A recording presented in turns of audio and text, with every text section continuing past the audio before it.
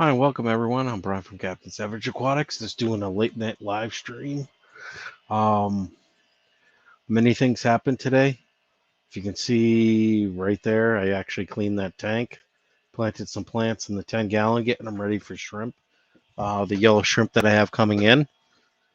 Um, I also went to my somewhat local LFS, Potsdam Aquatics to me, about an hour and 15-minute drive.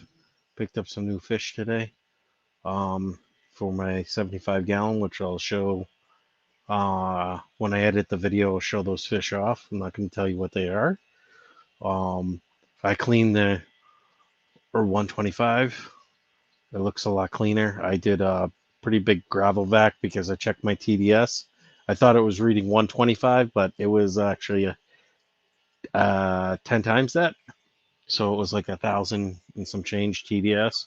So I did literally a 95% water change with that.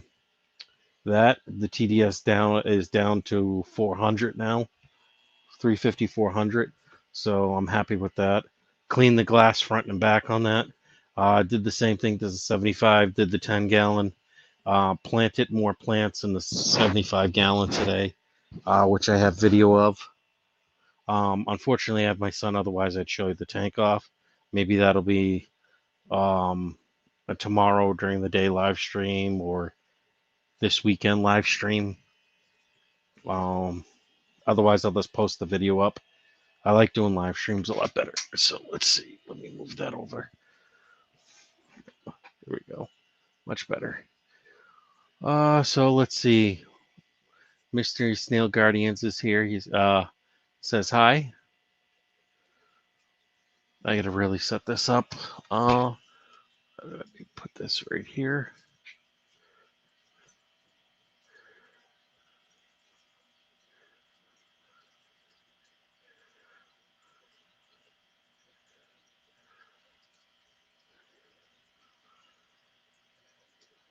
Let me know if it gets laggy at all. I am downloading a couple things while I'm doing this live stream, but I've been averaging almost 500 megs down and almost 30 up lately, so I should be okay. If you see this hesitate at all, let me know. Let's see. Minimize that. Now I don't bring up YouTube.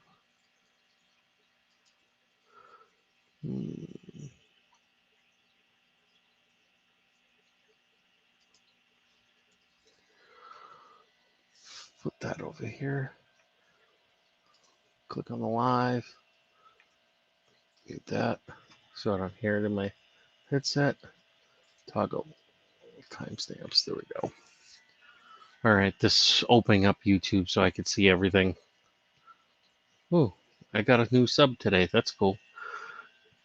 All right. What else did I do? I did water changes to the 23 bow front or 25 bow front. That TDS is back down to a healthy range around 300 TDS.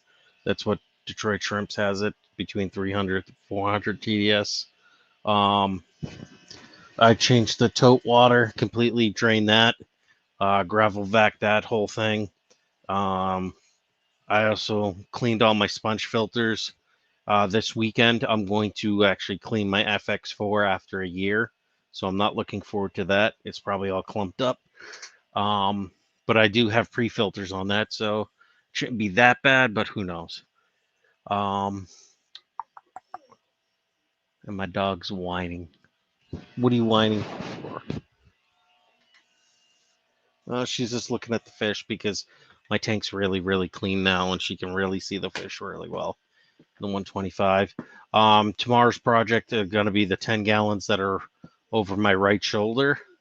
I'm going to drain those, the 2 shrimp tanks. The TDS is right at 450, so I'll do a quick water change to drop that down to like 350, 400. Very minimal water change, just to freshen up the water.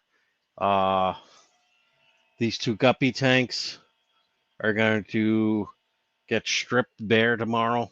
Not completely bare. I'll do a complete gravel vac. I'll keep the plants in them, except for this one. All the guppy grass I'm going to take out. I'm going to throw it in my 75 with all the other planted stuff because I've added a lot of fish lately to the 75. Community fish, more plecos, stuff like that. Some other cool catfish, but I'll leave it at that. Things like that. And once these are stripped, these 2 10 gallons are going to become shrimp tanks. I've priced out the wood to build the rack right here. So I figure about $50 worth of materials. That way this goes away. That tote, the tote right there, that gray tote, is going to be like a quarantine tank for me. That's pretty much what it is right now.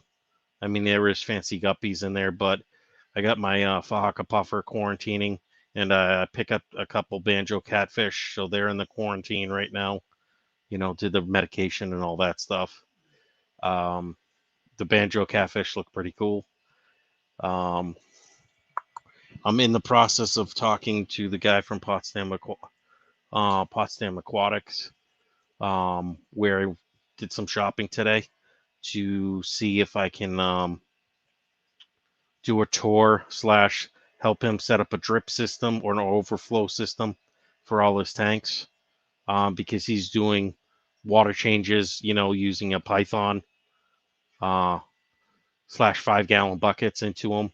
So he wants an auto water change. He's like, oh, just set it up at your house. Show me a video of it. Or if you don't care if I come over and check out your setups to see how it's going, I might have some work there where I drill some tanks and all that and go along that whole process.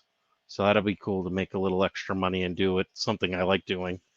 Never drilled a tank before, but it's the weight of the gun drill only. That's all the downforce you need to do. Otherwise, if he's tempted to have me just build overflows, PVC overflows, and I'm trying to convince him not to do that because it'll be more cost on him. And he said money's kind of tight, but to drill tanks, get that bit, it's pretty cheap. I told him, he's like, how would we go about doing this? And I'm like, same way you did your PVC air system. We'll set it up for either PEX or PVC pipe, and we'll run water right there, and we'll put it in the same spot practically as your air, and we'll just drop airline hoses with drip irrigation heads for like 1 gallon per hour, 2 gallons per hour, whatever he wants to set the tanks up for auto water changes, and then do either internal overflows or I will drill the tanks. I'll practice on a couple cracked tanks that I have, like a 29 gallon and stuff like that, because I do have the diamond tip keyhole saw. This on that, because there's one pane from each broken, so I'll try it on the other 2 or 3 frames. That way I got a bunch of practice holes done. So we go about that, and then I might even do it to my own 125, drill my 125, lower the level, put an inch bulkhead on it, 1.5 inch bulkhead down to a sump. And he said if I can do it right, he's going to give me a possibly barter for it, a 65-gallon acrylic tank that he has in stock, and I'll put it as a sump for my 125 that I drill. I already have a sump set up. I just got to reset it back up, and I did the external or the internal PVC overflows for my 125. So that was fun. You can check out that video previously, it probably like 5-6 years ago when I did that video. Quiet, Molly. Come here. Lay down. Lay down. Good girl. Sorry about that, guys. My dog is being pain. Wow, 5 likes. Sweet. Appreciate that, guys. I know other people are coming online. I think there was other streams starting up, but I'm not really worried about that. Just trying to have some fun with this.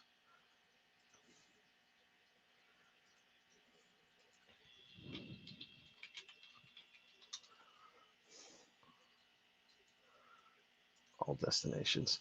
I have this streaming to Twitch too, so It has all, so if you see double chat in here, it's because one's letting me know it's going to Twitch. One's going, hey, Crown Tail, Half Moon, how you doing? Welcome to the stream. So I got many plans, a lot of things setting up. Actually, Potsdam Aquatics has a couple stands, so I may even be able to get a stand or a rack system set up where I don't even have to do that.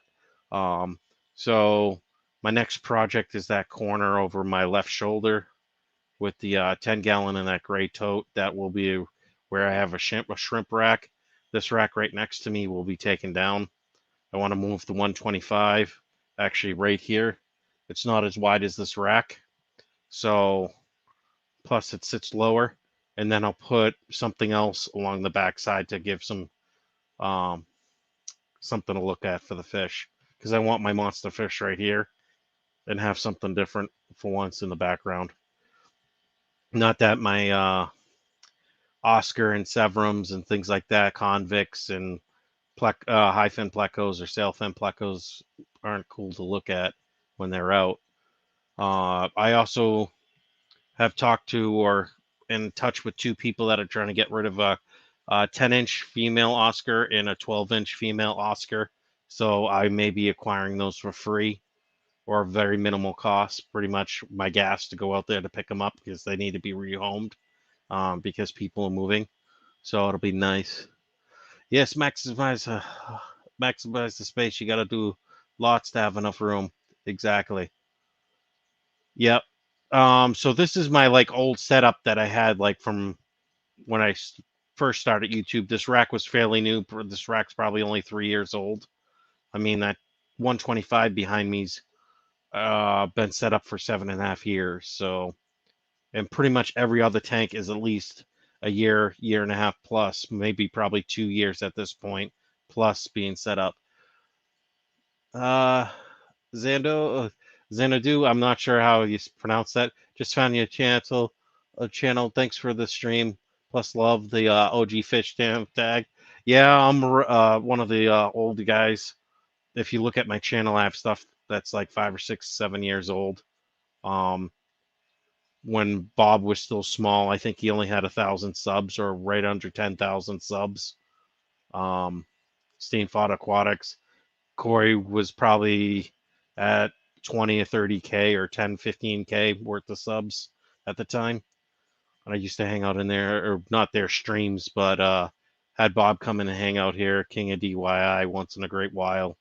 He would show up to my streams because I was streaming all the time. That's what, if you look at my channel, the bulk of my channel is streams. I don't even know how many streams I have. I want to go back and count them all so I can actually get an accurate number and put episode, whatever. Crown Tail Half Moon says, baby steps, you will get it done. Plan first with an idea, then implementation is key. Yeah, also I have to, I don't think I'm going to set it up in this apartment, but I do have a linear pump because my other air pump died. It was a decent rated pump. It lasted for 3 years and then it crapped out.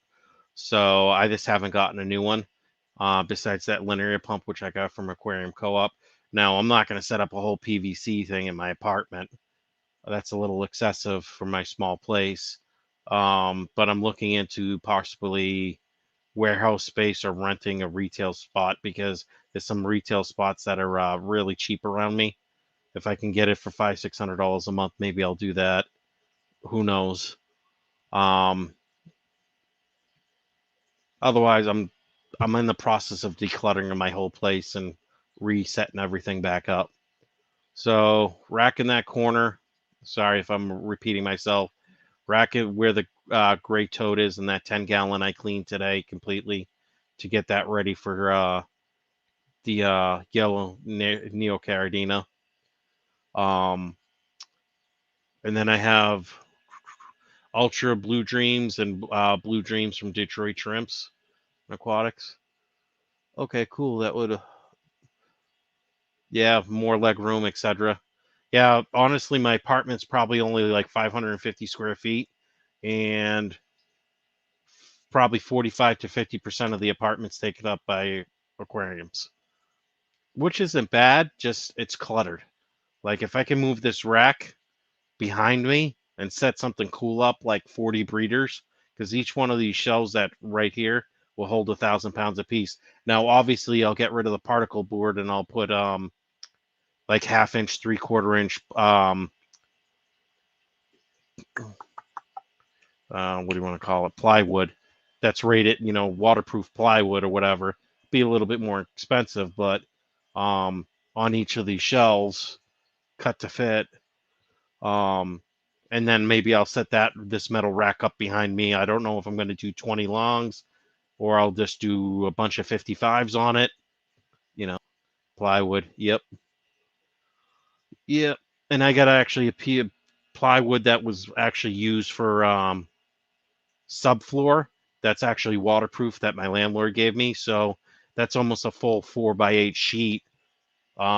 These things are 2 feet wide, 48 inches long. So I might be able to do 2 of the shelves out of that and go from there. So that'll be fun. I take you and I actually have you on my cell phone. For aeration, what do I use? Most of my aeration is sponge driven or air driven, but with that other pump going, my main pump going out, I have smaller pumps that are actually supplying the air. If you see this setup right here where the air lines are, don't worry about that. That's changing tomorrow. But I have like probably 5 or 6 older air pumps that I can pump and get all my sponge filters going again. Most of my tanks are, especially these shrimp tanks, they're literally filtered by plants. That's how much plants I have in them. And I just do a water change like once every couple weeks, once every 3 weeks, a month. It all depends on what the TDS is of the tank. So I have some tanks that are unfiltered besides plants. Mostly my shrimp tanks. In the 125 behind me, I actually have a 125 sponge filter in there that I will be hooking up my bigger air pump to tomorrow. And that'll be sitting on the shelf up here towards the end, which will get my 125 pump sponge filter going and my other 40-gallon sponge filter. Crown Tail Half Moon says, I'm not worried. I have to make what works best for you. I hope my questions are not disturbing you from your talk. No, this was more of this a chat. Tonight there was no specific topic. I usually wing it. I just didn't have time this week to actually set up a specific talk. So I'm gonna kind of bounce around. So I'll answer questions from the chat, which I don't mind doing. That actually makes the chat much easier and not stagnant, because that happens from time to time, especially since this is probably my 5th or 6th live stream back. So let's see. So questions are very welcome. I appreciate any and all questions. Okay. Thanks for subscribing, Crown Tail Half Moon. Punchy stream started. I'm missing what my notifications were. Sorry, distracted. So a little about me for anyone that's new here, like Crown Tail. Mystery Snails have been here. If that's right, Xanadu. A little about me. Probably been in the aquarium or fish keeping hobby for 15, 16 years now. Off and on, obviously, because over the last 2 or 3 years, I've been here, hit or miss. It all depends on when I've had time, but lately I've had a lot more time, even though work is getting busier and busier with doubles and stuff like that. I just stream more on my days off. I used to stream all the time with my work whenever I got home. If I didn't have overtime, I'd stream. I think I'm only going to keep it to 1 or 2 live streams a week, because that's what I think's fair enough and I can handle. Plus, doing all my other content in the editing videos, I probably have actually 10 to 15 videos on my cell phone right now that I actually got to transfer my to computer and edit, or I'll just edit them on the cell phone to get them out there. Crown Tail Half Moon says, no problem, glad to sub, I appreciate it. If you guys don't mind sharing this, I don't have everyone since I've been gone for a while. I've only been back for like 2.5 weeks. Before that, it's been a year. Before that, it was like 6-8 months. Crown Tail Half Moon says, what's your favorite species and have you bred any fishes? All right. Favorite species. That's kind of hard for me. For monster fish, I gotta go with or cichlids anyways, I gotta go with the Oscars. I like pretty much all cichlids. I've kept African cichlids. I've Mbunas. I love those guys for a while, but I like the South American cichlids and Central American cichlids.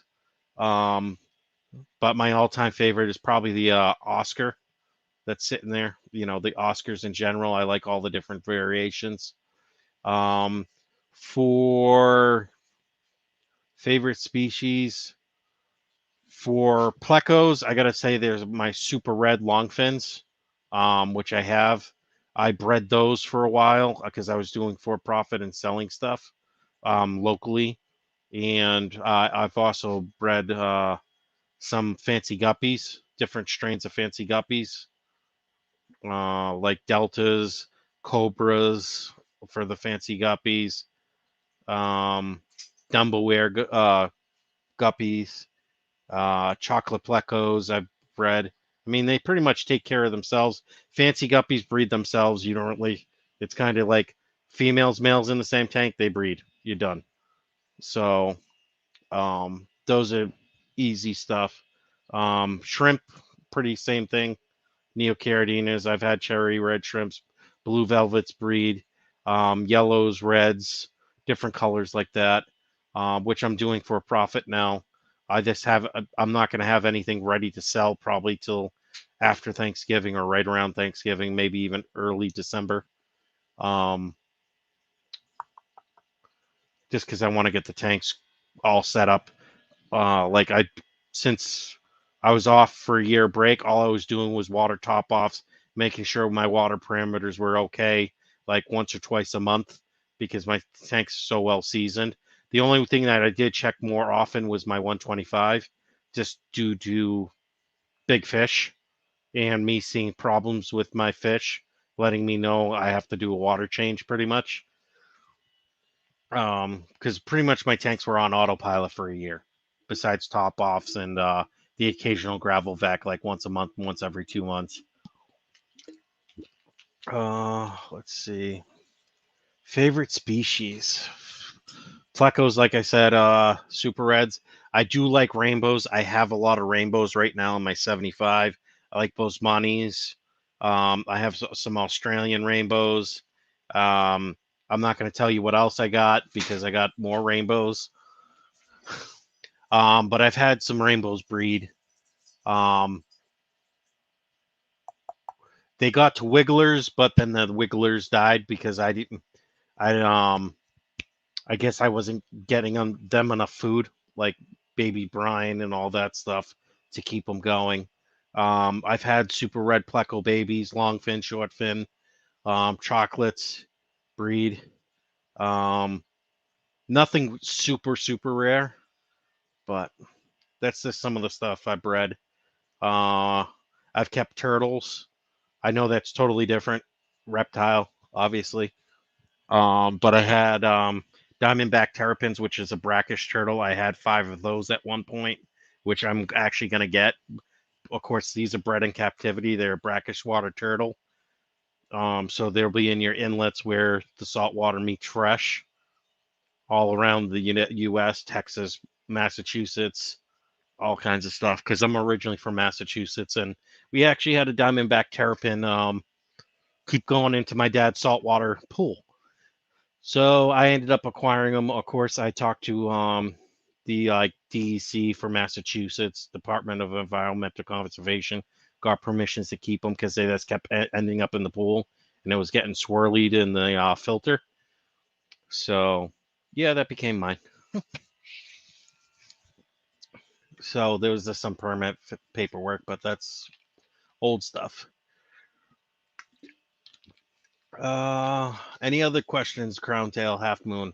Anyone else that's here? Because I see 5 watching. If you're lurking, cool, I appreciate it. Let's see, participant. I'm only showing Crown Tail, Half Moon. Crown Tail, Half Moon says, in the Plecos, have you crossed long and short fin? Do you get a mix of both from cross? Yes. My long fin and short fin were in the same 75 gallon, so I got a mix of them. I got some albinos. Those are few and far between. But it wasn't exactly a 50-50 mix. Sometimes you get 25% or 30% short fin, and then 75% long fin or 70% long fin, or a combination, roughly 50-50. It all depends. And it's not necessarily that those will breed together. I mean, they're from the same family and all that. Just one's long fin, one's short fin. I don't know. I really didn't pay attention all that much, to be honest with you. I just like getting long fins. The short fins are cool. I like giving them away to people, like my friends that had started new tanks. I'd give them some.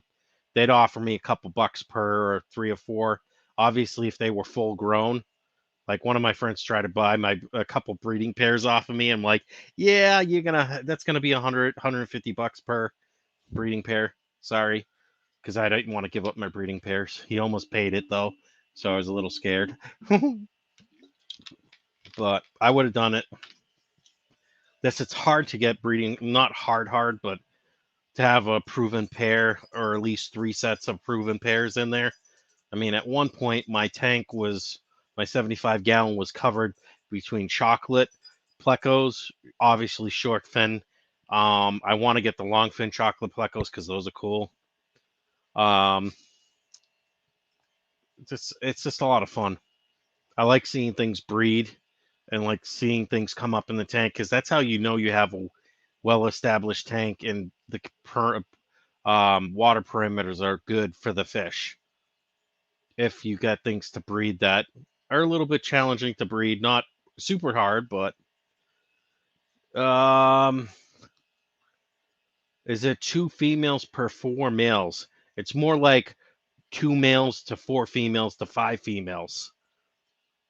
So when I originally got my original set of super reds, they were the short fin type. Then I brought the long fin in.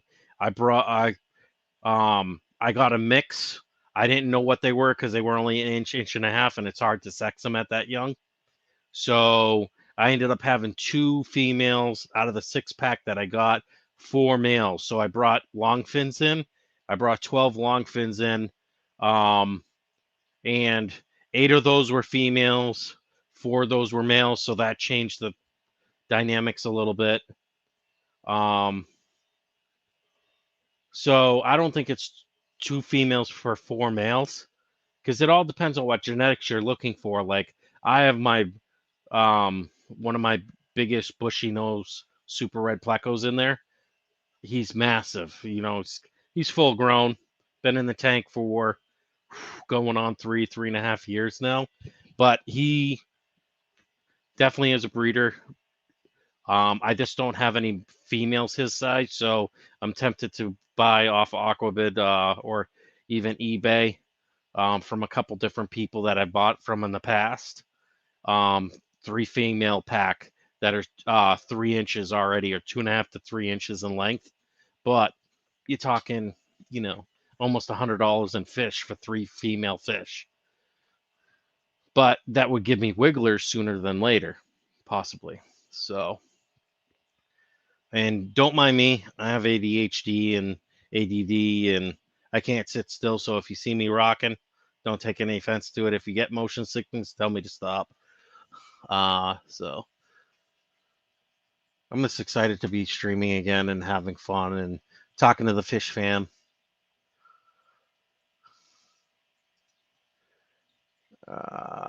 Let's see. 5 legs. So I would say like crown, tail, half moon.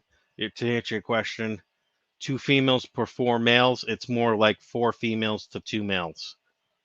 I would almost say, yes, it is 50-50 chance for buying females. Just that first batch I bought, I got 6 because money was tight at the time. So I just got 6, 1 inch to or 1¼ to 1.5 inch long, super red short fins. And then I went with the 12 pack, I believe. Yeah, it was a 12 pack of the long fins. And I got 8 females, 4 males. So the combination was better. And then I eventually buy another 6 pack of that from the same guy and ended up getting more females. I tried to get bigger females, but it was a 6 pack. So of the bigger females, like 2 to 2.5 inches. So they were almost right there at breeding time. So let's see. Click on that. Analytics. What's up, Fish Tropic? How you doing? El Tropico, just cooking. At what age do they start breeding? Is it a size or age dependent? Size dependent, usually, from what I've seen with the super red Plecos. Usually they gotta be 2.5 inches or 2¼ inches to like 3 inches, somewhere in there. It all depends on the female and the male.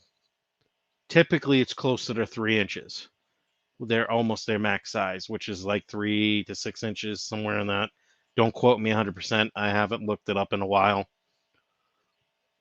So, so size-wise, that's usually, like I said, from my experience, 2¼ to 3 inches, somewhere in there. They start breeding. Males are obviously usually ready to, are a little bit more lag behind than the females for breeding, if I remember correctly. But Mr. Fish Tropic, he could chime in on this. When have you seen your Plecos, your super red Plecos, if you've gotten super red Plecos, Jason, breed? At what size for the males and females? Is it somewhere between the 2¼ to 3 inch, or is it more like 2.5 to 3 inch range for you?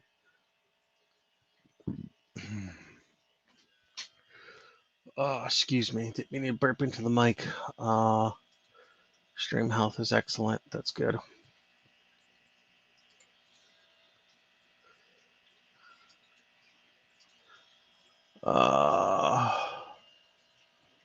Yeah, we're not going to do that right now. Stream settings. Low latency. There we go. Don't mind me, I'm just checking. Crown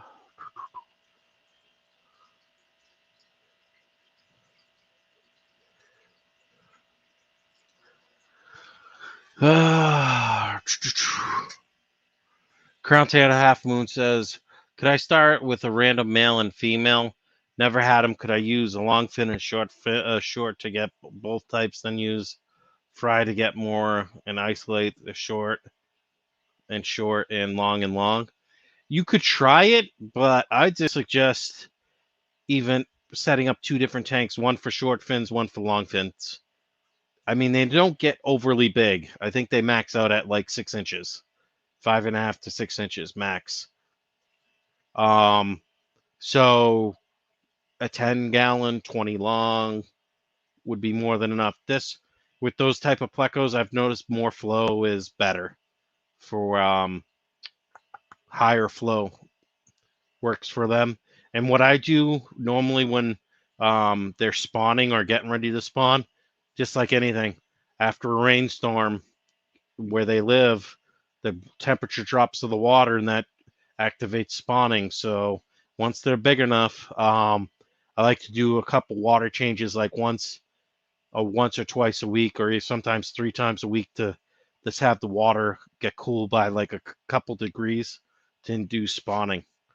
So, um, could I start with a random male and female? I would almost say one male to like 2 or 3 females. But if you're gonna do that, if you want to get breeders right away, you'd have to buy bigger, and that's more cost to you. I don't know what your budget is, but the bigger the fish, the more expensive it is. Like I said, for the 3 female plecos or super red plecos, short fins, it was like $70 just for those for 3. That's without shipping, which was another $20 to $30. So I don't know. Long fins, they would have been easily 100, $120, maybe 130 with shipping. So because I like the stuff to come in next day air or 2-day delivery. I want the fish there as soon as possible, especially with upstate New York. The temperatures are getting cold at night. So if I could do above, you could try it. It never hurts to try them. Asking if I could do it. Experiment with it. I mean, I had long fin and short fin in the same tank, and they just happen to pair off. It's whether or not the male can trap the female inside the cave. You know what I mean? I've seen short fin females in the cave with the long fin male, and they had babies. So, like I said, it all depends. So, and it could be a 50-50 combo. It could be a little less, a little more. So, I mean, you could start with one female, one male, and just get a breeding pair, which would probably be 60, 70, $75 roughly. And just let them go. Proven pair. That's where it gets more expensive. What foods you recommend for growing as compared to with breeding? For growing, I usually stick to the like Pleco wafers, for like Hikari or one of the bigger brand names where you get better quality food. I've been trying extreme uh like Pleco wafers and stuff, and they seem to love that. Extreme's a newer company, or this came out in the last couple of years, if I remember correctly. So they seem to love that. My short fin and long fin super reds, with them eating the mini wafers, I've had those probably for a week and a half, and I swear they've put on a little bit of size. But also, I'm feeding them bloodworms. I'm dosing with brine shrimp, um,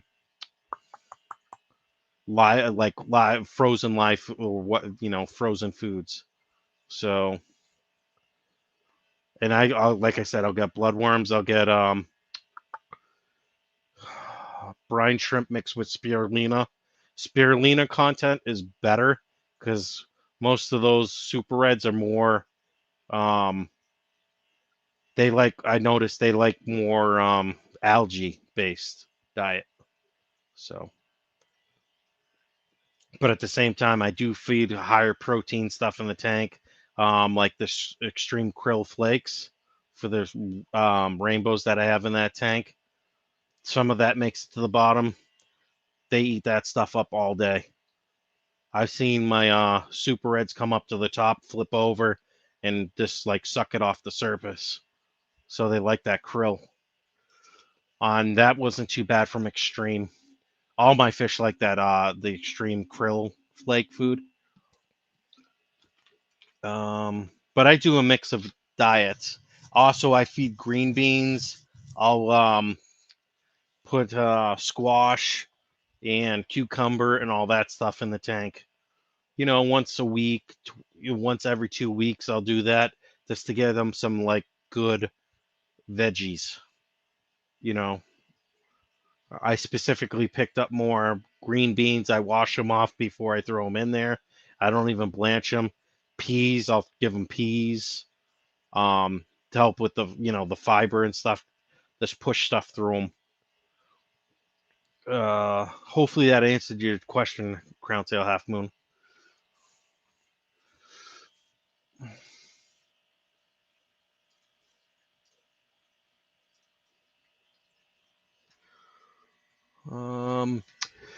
For growing with breeding, I feed a lot of baby brine when the babies are hatched. You know what I mean? Once they drop their egg sac, I'll do baby brine shrimp, regular brine shrimp once they get big enough, micro worms, blood worms. Okay, so the wafer is staple and treats are veggies. Yeah, yep. So I'll do wafers at night usually before the lights go off. Or when the lights go off, I'll throw a couple wafers in. Like I got a lot of Plecos or Super Reds in there. Plus I got a couple, 2 or 3 chocolate Plecos still from the original batch I have in there. So I'll throw like 3 to 6 wafers in there for the regular size, like the 1-inch wafer pellets or 1/2-inch wafers. And then the mini pellets, I'll throw in like, 6 or 7 of those. And those will be all gone by the morning. And then I'll have a bunch of poop to suck up off the bottom. And then spirulina, for size, I'll get the really fine stuff. That's what it was. Baby brine shrimp for the frozen food mixed with spirulina, which is good for the breeding. So that helps, but it's also good to pack on weight and size. I mean, super red plecos grow very slowly. For me to get the 1 1/4 to 1.5 inch super red long fins and short fins to their breeding size will probably be 6 months, 8 months down the line. That's with me power feeding them and cleaning up the mess the next day or whatever. Because the rainbows will eat some of the food that I throw in there. They'll pick off the bottom if they're hungry. Things like that. Wafers. Yeah, so the wafers are more of a staple. I've yet to try the Repatchy gel foods. I want to do that because it'll save me money on buying a lot of live food, because then I can make my own stuff with the Repatchy gel and freeze it and then thaw it and give them that. So I got it in my cart on Amazon, so I'm just waiting to payday to get some Repatchy, and I'm gonna get the grub type. Sorry, man, cooking. No. Lisa ring. What the hell is a Lisa ring?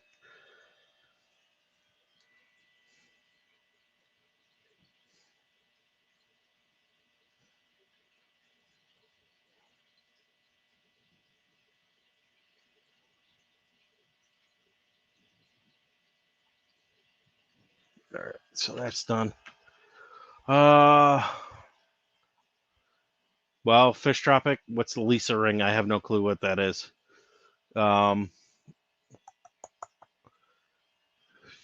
So I'll have to try the Repatchy. Have you used Crowntail Half Moon? Have you used Repatchy gel foods? And what's your opinion on them? I'm curious. Oh yeah, and if anyone wants to actually join the chat, where is it? Where's the invite? There's the invite.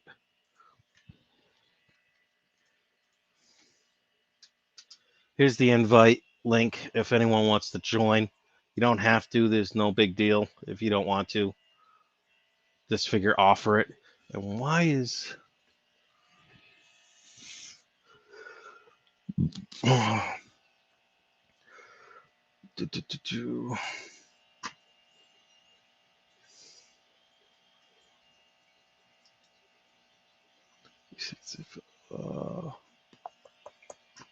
Okay. I might be able to get some 1-inch albino longfin. How much do you recommend getting to get a potential pair?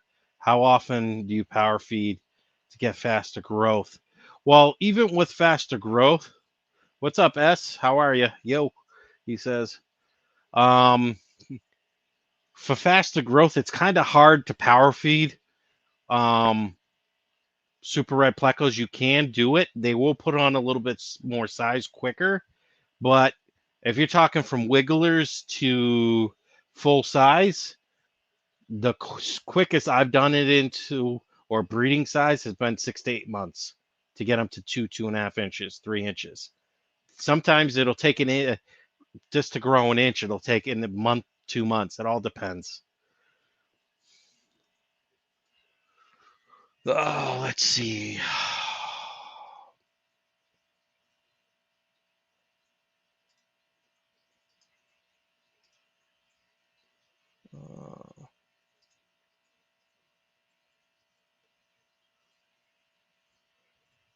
Hmm. Yeah, buy 10. I would say anywhere from 6 to 10. That way you might get a 50-50 mix, 3 males, 3 females.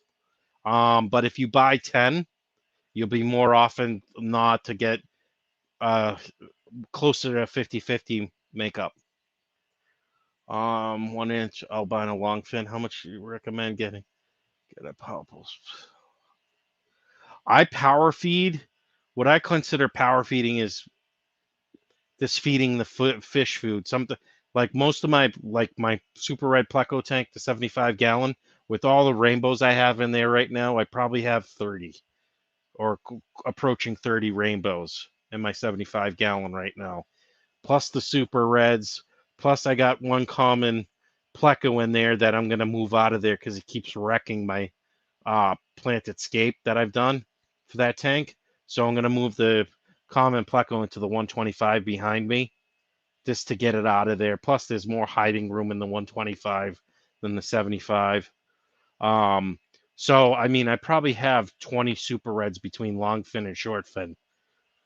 Crown Tail Half Moon says, I've done Rapache show. I've done Rapache with live bear. They love it, but the smell when making, just do odors and put it in Ziploc before putting it in the fridge or freezer. What I was gonna do is I was actually gonna buy those silicone like ice packs that you can fill up with water and stuff. I was gonna just pour the gel in those and let it freeze in the freezer, and then or put it in a plastic bag. The smell isn't a big thing to me. What's up, Yellowstone Aquatics? How are you?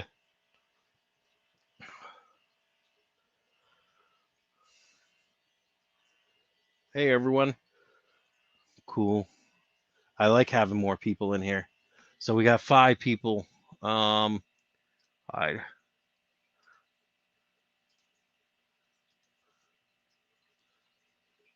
some pairs.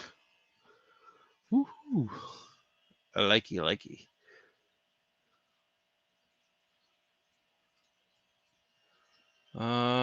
Do, do, do, do. So I'll have to try it. Any particular Rapache you would suggest? Because I'm thinking more for my super red plecos, bottom feeders. What is it? The grub stuff. Do that, or one with like more um, spirulina in it. Uh, Crown Tail Half Moon says, okay, if the smell is an issue, I know my wife ladies complain about it, but it's very aromatic. I like the tank in the background. Good motion. Sorry, like I said, if anyone gets motion sickness, I'm sorry.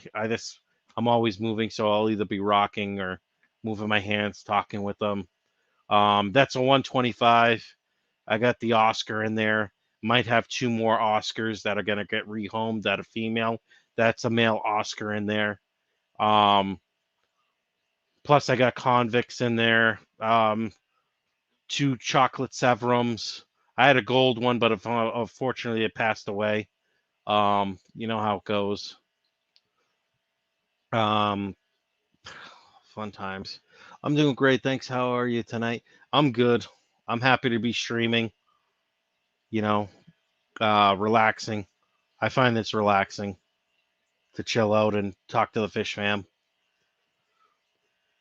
But how are you, Yellowstone Aquatics? I hope you're doing well.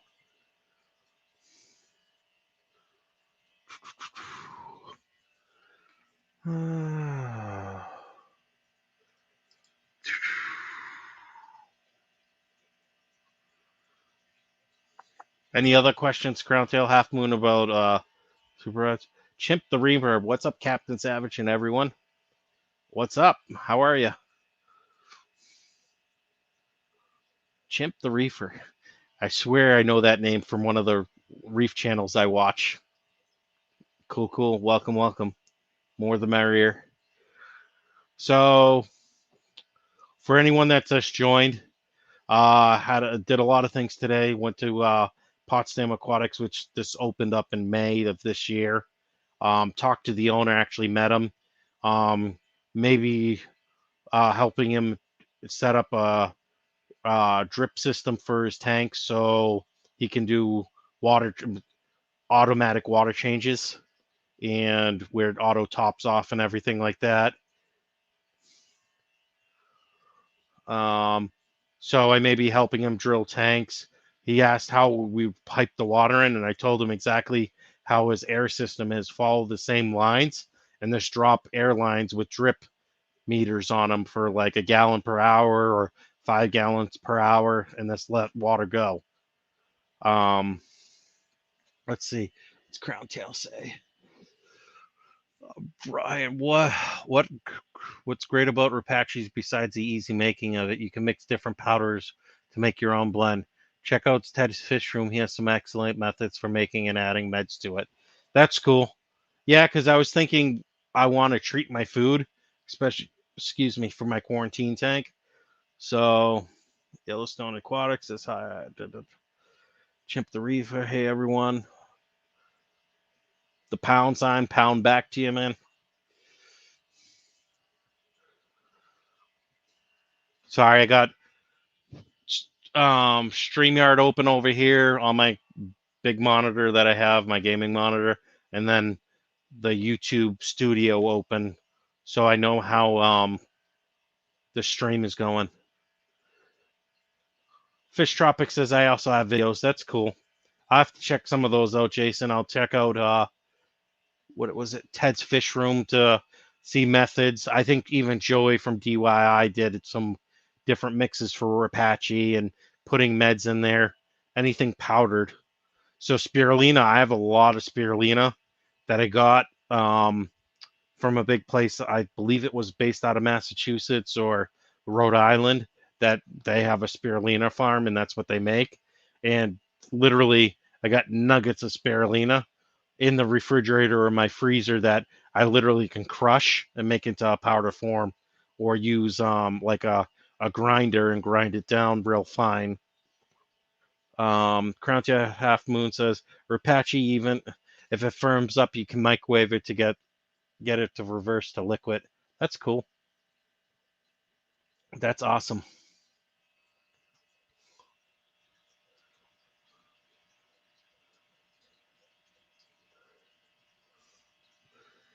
I didn't know that, so I can microwave it. Sweet. Yeah, because like I said, with the food, if I could treat the quarantine tank with food that has like different meds in it, like erythromycin and stuff like that, and ICX, I'll just put in the tank anyways. So that'll be done. I plan on starting building that rack this weekend when I have time, if I don't have to work a lot of doubles. Because I have the 2x4s priced out. I just need to get 2x10 or 2x4 by 10 footers, or I'll get 8 footers.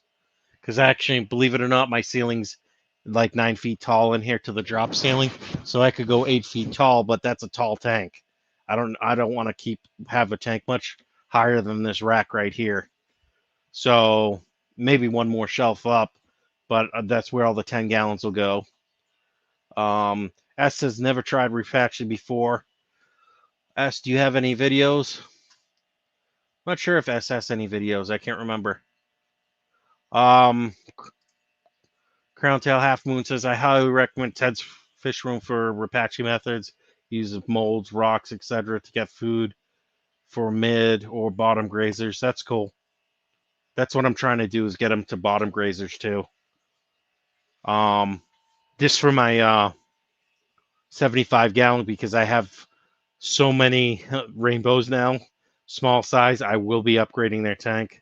I also if I haven't told anyone, I have a 240-gallon, 240-gallon, 8 foot by, what is it, 2 or 2.5 feet wide, 2.5 feet tall, whatever the 240-gallon is in size, acrylic that's being made. That's going to go into storage for now. Then I have a 2.5 by 2.5 by 2.5 cube that's going to be for turtles. What kind of rainbow? I have Australian rainbows. I have Bosamani rainbows, and I picked up some turquoise rainbows today too. So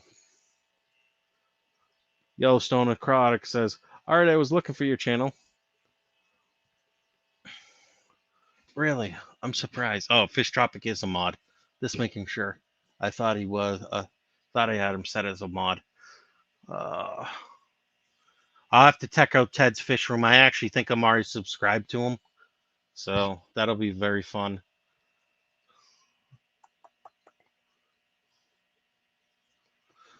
I'm excited. I can't wait till I can get those 2 Oscars possible. Even the one female Oscar to throw it in the tank with the male.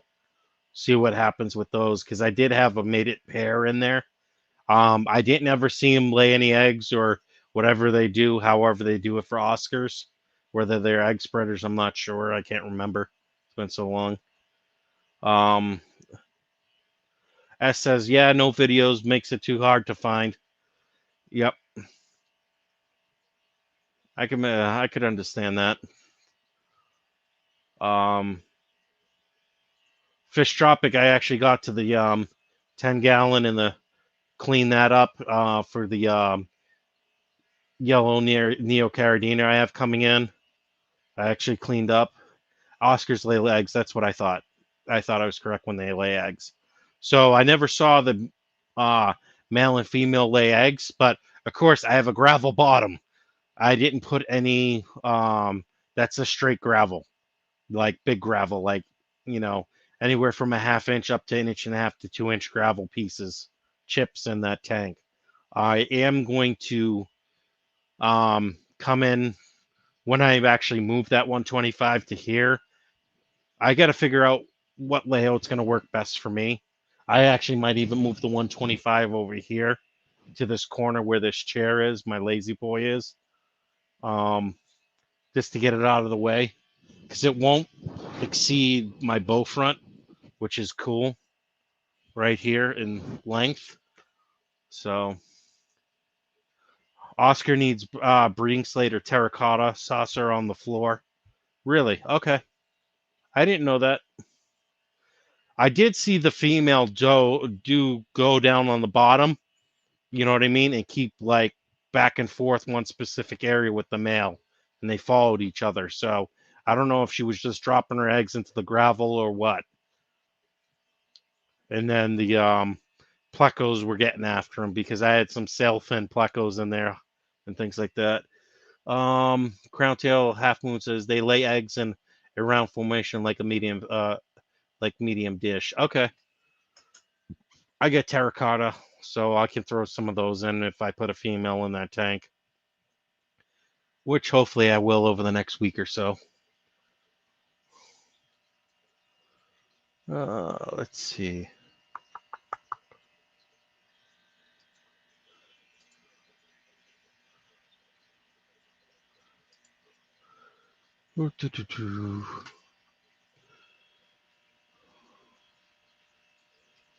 Breeding slate. I do have slate. Oscar baby seems scary. Well, it'd be a new challenge for me. Yes, terracotta saucer. Use that.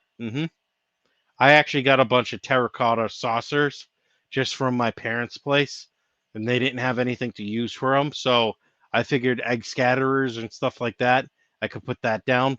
So I have a stack of them in my closet. I just have to dig them out. S says wouldn't even know what to do with all the babies. That's okay. I just like to see some of I get my own babies and I'll grow them out in different tanks. Possibly sell them because I don't need a ton of Oscars around. But if I could get them to grow out, that would be an accomplishment for breeding because I like breeding stuff. It's fun. Okay, so terracotta. So I'll have to pull those out. I'll pull those out when I get the female, 1 or 2 females. I know I'm definitely getting one. I just don't know about the second one yet. It's still up in the air.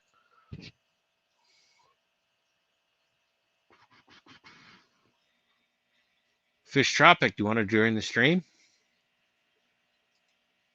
Anyone that's looking up to join, here it is. Feel free to join. No problems, no stress. I like having people come on to bounce ideas off of them. It's nice to talk to someone. Crowntail Half Moon says they're not like guppies, but some Oscars do have marital problems with eggs or fry. Oh, okay. Can become very territorial and aggressive. I'm used to aggressive fish. I have other tanks I can put the babies in if I have to. And if I have to put the eggs in a tumbler, I do have a tumbler here. All I got to do is hook it up to air, and I'll put the eggs in the tumbler and wait till they're wigglers.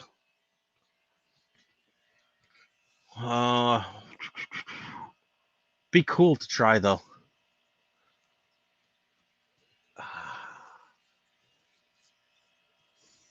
I know, because the male and the female, when they were in that tank, boy, did they run my other fish off. The Jack Dempsey would get too close to them, and they would push the Jack Dempsey to the other side of the tank while the female or the male stayed there. Usually the male would ward it off, or the male would stay with the eggs, and the female would run the Jack Dempsey off or sever them. Yellowstone Aquatics, I just moved some angel babies today. Didn't know the parents spawned in a new spot, and looked in today, and boom, they were free swimming babies. That's cool. That's awesome. Congrats. That was something I was tempted to pick up, but I figured that would be too much, too busy in my 75 gallon was angelfish. I did have angelfish in my 75, and they actually dropped eggs on some of the wood that I had in the tank. Normally, I know they like the cones and stuff like that, so they can just push them up and keep the eggs all together. So, Yellowstone Aquatics says, thanks, S. and Brian. Yep, you're welcome. Anytime things breed, it's nice. Like, I got fancy guppies galore in these tanks. That reminds me, I gotta take the fancy guppies out of the Blue Dream shrimp tank over here. Motor City Aquatics now. Hit that shrimp tank. I did do a gravel vac of that tank today. When I cleaned the glass and drained, because I hadn't changed the water in, like, I think a week and a half, 2 weeks, so I wanted to drain some off. Mayor Delish, whose parents fight over eggs or fry, or even male only want to breed, so he might eat eggs. So you need to keep them in a separate tank, and possibly a divider if necessary if you see bullying. Yeah, I have egg crate. I have one more piece of egg crate, or I can go to Michael's and pick up some egg crate, and add that as a divider in there. I'm pretty sure I still got the cut piece behind my 125 of egg crate, so I can add it as a divider to keep the male and female apart.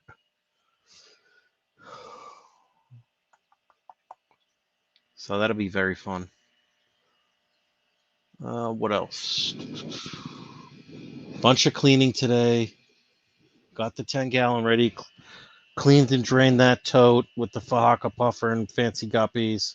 I'm going to plant some more plants in that 10-gallon right there. Crowntail Half Moon says, at Yellowstone Aquatics, congrats. Angels are my nemesis. Done harder species to breed, but angels I suck at. Okay, I felt loud. Yeah, everyone has something that it's either the water parameters aren't just right for breeding, and they lose babies, or the angelfish eat the babies, you know, or they get stressed and they eat the babies, or you just got another dick fish that swoops in and eats the babies, you know.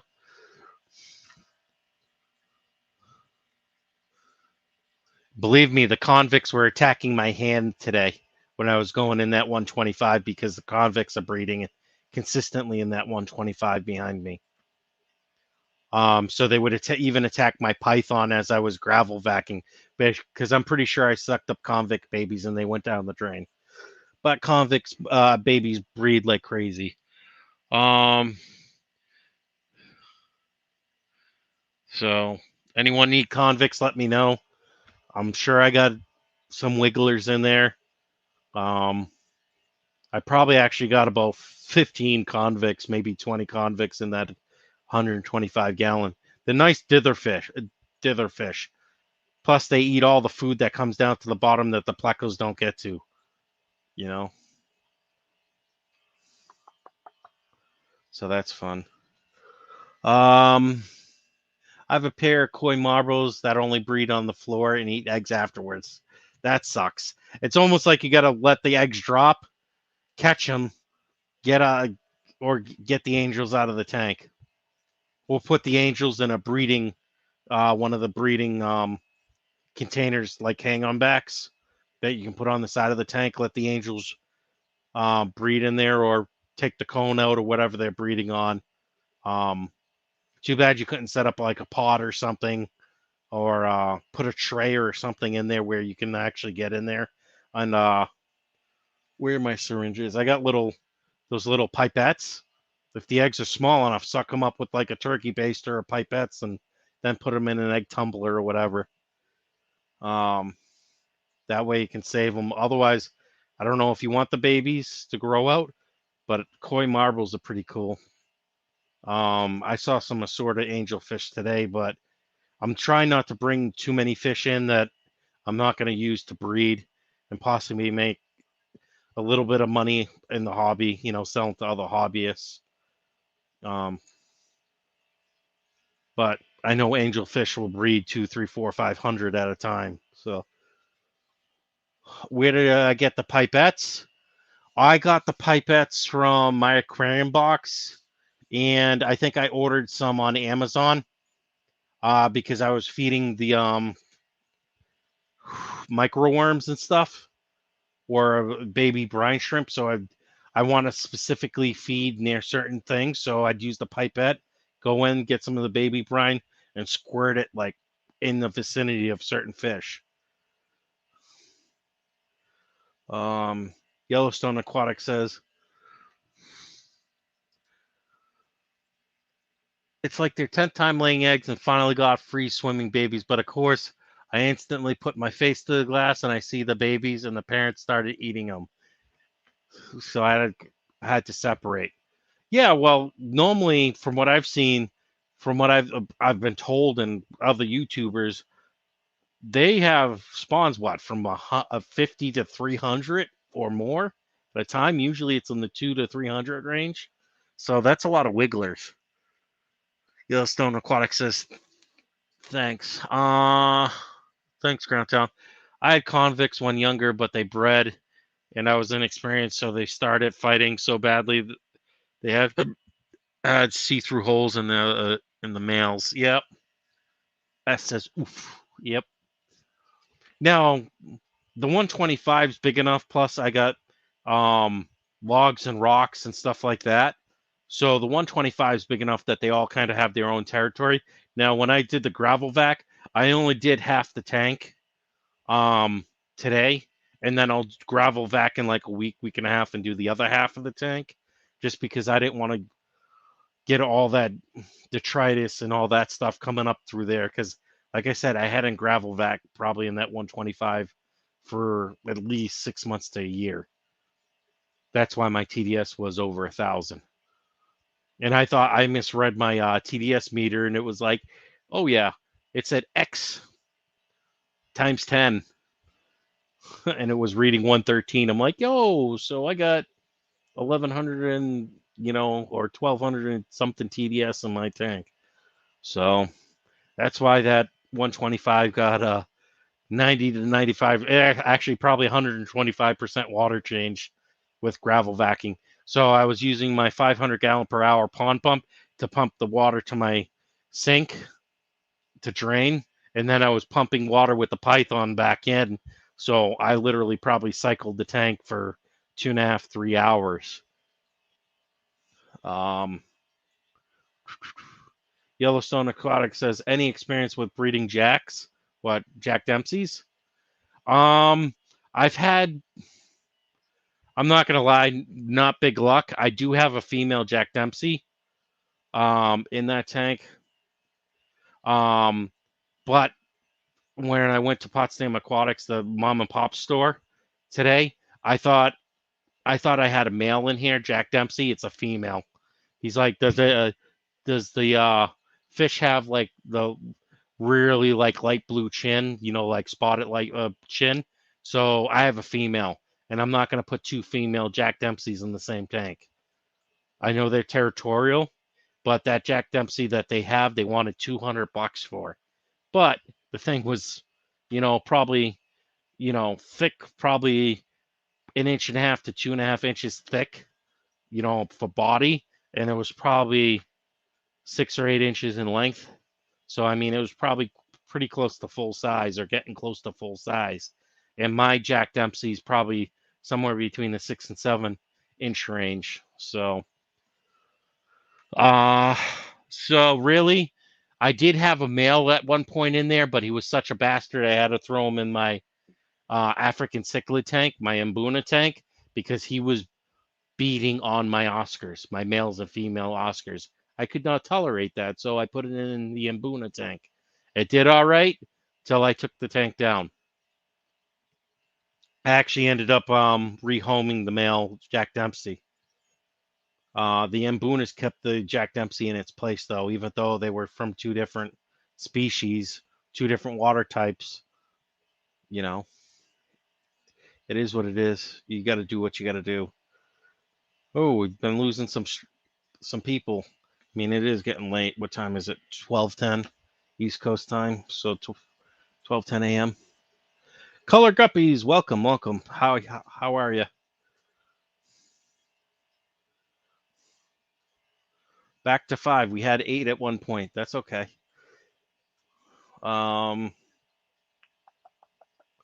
Any other questions? So Dempsey's not too much experience with. I wouldn't mind trying to get him to breed, because that would be kind of cool. Color Guppy says doing well. That's great to hear.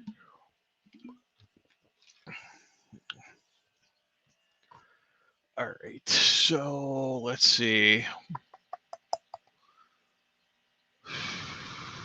I may even try and get that rack up tomorrow. I got enough screws and stuff. I just have to use my landlord's. Actually, I got a circular saw. I'd see if I can use his bench up in his place and cut the stuff. I think I'm gonna do the height as 7 or 8 feet tall for the top of the shelf.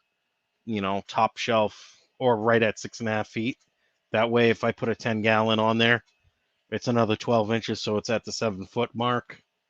I just want to make sure I have enough room, so I got to measure out because I want to have like foot and a half of space in between each shelf. That way I have no problem because these shelves, I only have 4 or 5 inches in between, so it's a pain in the butt to get in there and gravel vac. What rack do I recommend for what?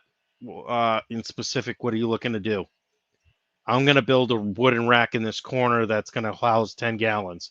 Now, if this wasn't 2 feet, 24 inches wide, 48 inches long, I would put this in that corner, but I only have 20 inches from front to back, or if I go on the other side of the trim, 22 inches. I don't want that extending out into the walkway because that sliding door, I only have a certain amount of room there. On your right, this is a Gladiator Rack. Yeah, from Lowe's. If I remember correctly, it was Home Depot. One of my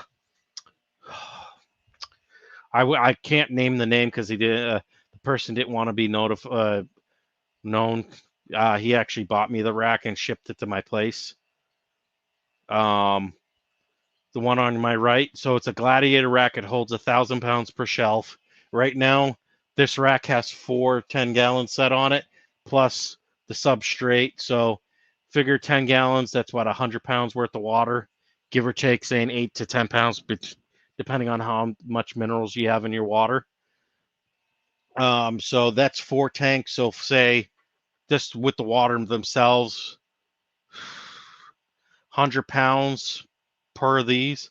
I'm figuring probably there's 700 pounds on this one shelf. Okay, cool. Gladiator. Yeah, it was, I want to say that rack was probably 150, somewhere between 125 and 150 bucks for the rack. Maybe a little less. It might have been on sale. Maybe it was 120, 130. I'm not sure. But one of my followers or subscribers here sent it to me, which was greatly appreciated. So it hasn't done me any wrong.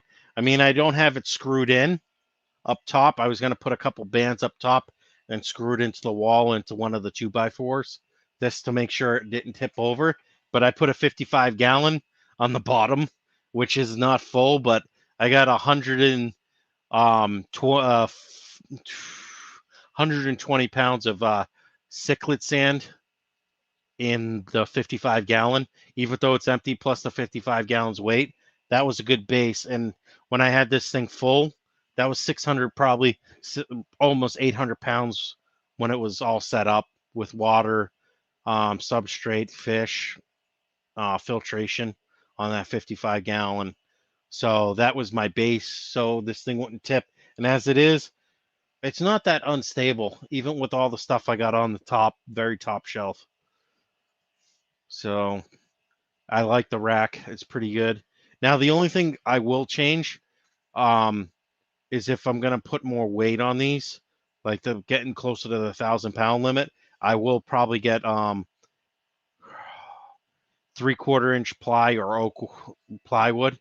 And I know oak's expensive, or I'll use the 5/8 plywood or whatever my landlord has. That's the waterproof plywood, because he put that on top for like his subfloor. So he wanted to make sure it was waterproof because the basement does get a little damp, and that's where his man cave was. So, like I said, I got almost a full 4x8 sheet of that, and it's either 5/8 or it's inch thick plywood. So I'll just strip it right down the middle, get the size shelves I need, boom, boom, be done. And I mean, as it is, these shelves I want to say are 1/2 inch thick, maybe 5/8 thick. They're not 1/4 inch shelves. So, but also you can get the Gladiator, I believe, with the wire racks instead, which have the thick gauge, like 18 gauge wire, or maybe not 18 gauge, maybe 10 gauge wire. So that's pretty cool. Ooh, it's kind of warm. Probably doesn't help that I'm rocking. Let's see. I've also been tempted, instead of putting 10 gallons in here, do 40-gallon breeders right there, straight up. 40-gallon breeders, put 3 of them, because I believe the breeders is 16.5 or 18.5 inches tall. So I think it's 16.5 or right at 16. 18 or 18.5 inches depth, and I want to say it's 3 feet long for a 40 breeder. And I talked to where I went to the aquatic store, the mom and pop store today. They actually have 40 breeders in stock, Aqueons, brand new, for like 139, 140-ish. Because it's hard to find 40 breeders used up here, even on Facebook Marketplace. I see a lot of 55s. I see a lot of 20 longs, 10s, 29s, everything but a 40 breeder. So I was really considering about doing 340 breeders tall, or maybe even 4 if I had the space. But that's a lot of weight in one spot, and then having the 125 gallon right there, I don't want to overload the joist that's under there, even though there's 6x6 posts or 8x8 posts under my floor holding the joists up. The joists are only 2x12, so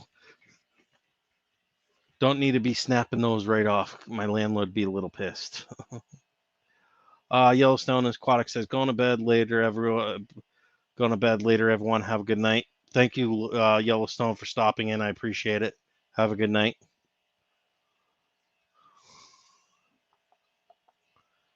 Who else is here? Put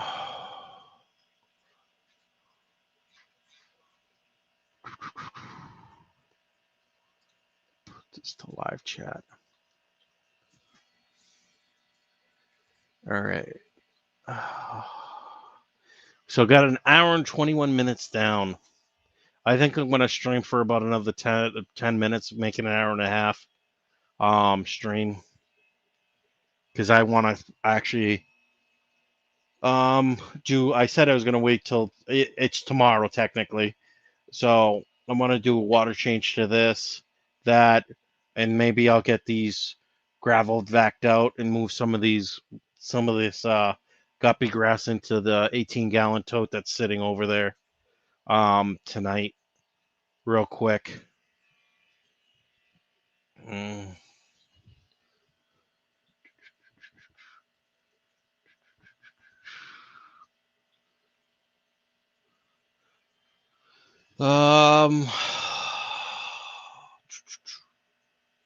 Cool. Looks like I got a couple females from the Motor City Aquatics Blue Dreams that look like they're buried. They're really tiny white spots on the, and it's not ick. It looks like tiny yellowish white spots on the belly of the female shrimp. So hopefully I'll have some shrimplets. And ever since I did the water change on the 25 bow front, oh my lord, the amount of guppy grass and it like the stuff's purling heavily right now.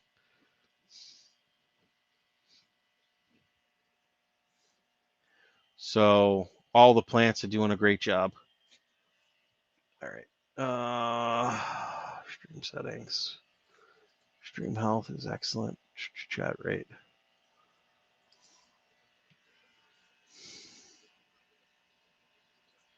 All right. I think I'm going to start wrapping this guys up. I want to thank everyone that stopped in. Mr. Snail Guardians, Crown Tail Half Moon, thank you. Xanadu Crown Tail Half Moon, I know I already said that. Fish Tropic, S, Yellowstone Aquatics, Chimp the Reefer.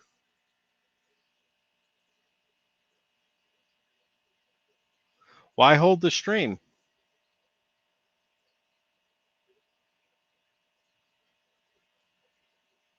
Nah, I don't have anywhere to be. I just wanted to do some cleaning, and I figured it would be rude to do it while I'm streaming. Maybe not. I mean, I do still have the stuff set up. Let me check the TDS. I'll be right back. Ugh. Molly, get up.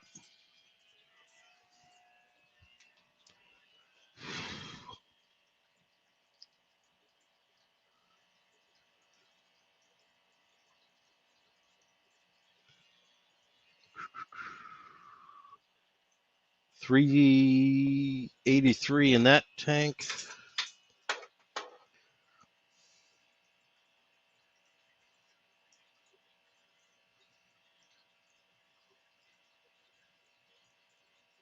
$500 in that. Definitely doing a water change to that. See how this one's settling out now. That's good. Let's see the guppy tanks. See how they're doing. because I haven't done a water change to these. All right, water change.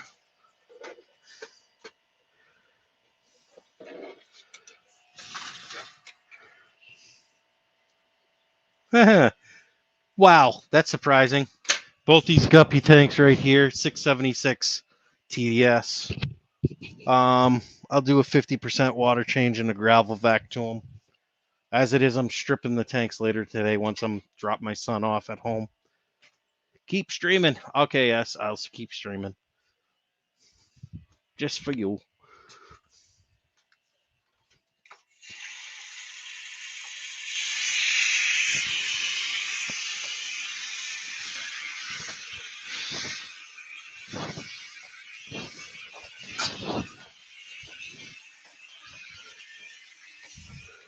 Oh, so I'm not going to be watching the chat, so I hope you guys can keep yourselves busy.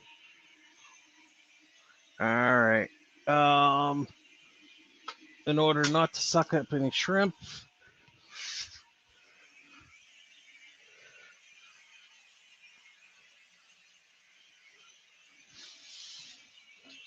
and this is what I'm saying is a pain in the butt to get this python in here.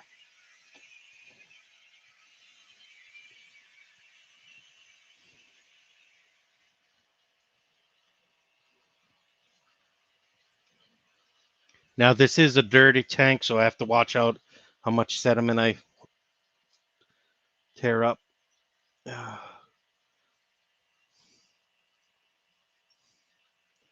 going to do the shrimp tank, then the guppy tanks from there. Thank yous. No problem. I'm just not trying to piss off my shrimp. I got Ultra Blue Dreams in here, so I don't need this, though. This netting can go bye-bye.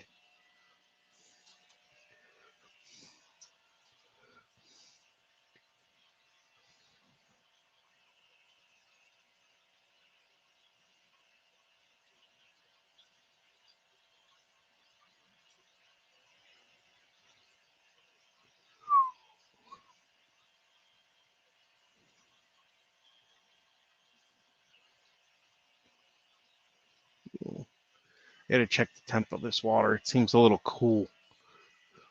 All right.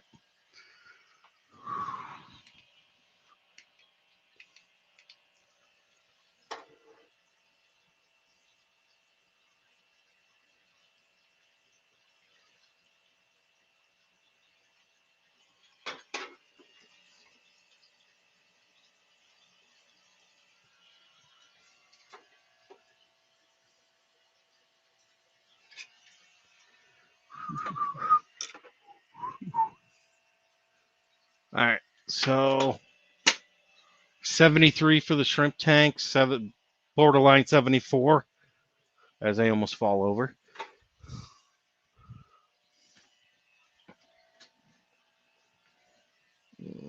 Son of a gun. Now let's leave that right there.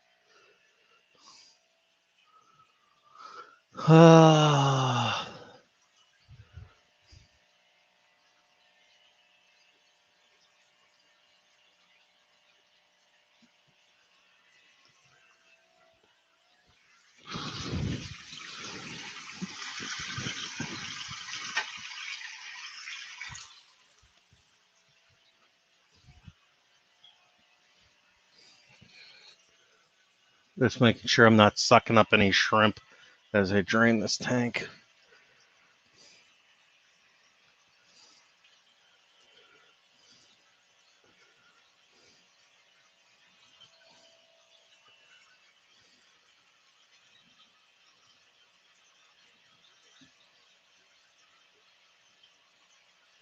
It's draining very slowly because I got this filter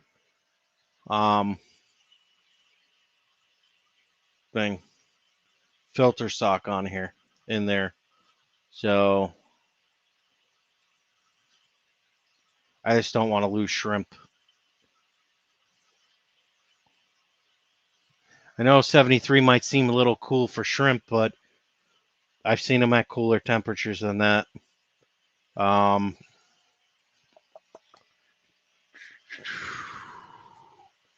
I do have a couple beta heaters where they're set to 78 or whatever the preset ones. Maybe I'll throw them in these 10-gallon tanks right here. Let's see. All right.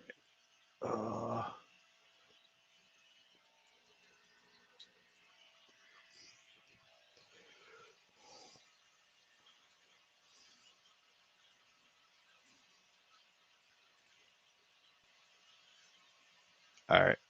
This is becoming a little ridiculous. I'm going to make this easy. Let's see.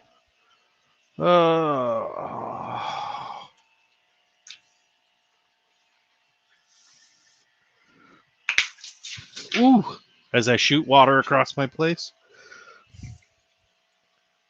This has got a 25-foot cord on it, so let's throw that in here for a minute. Let me grab that end of this cord.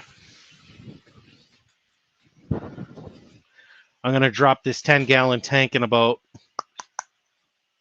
10 seconds with this 500-gallon-per-hour pump.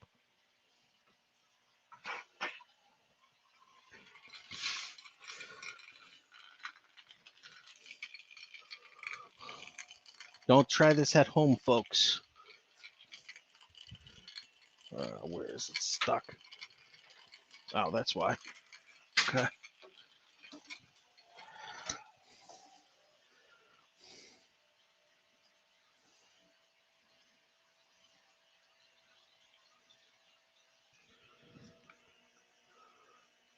Yep, that's Molly Dolly.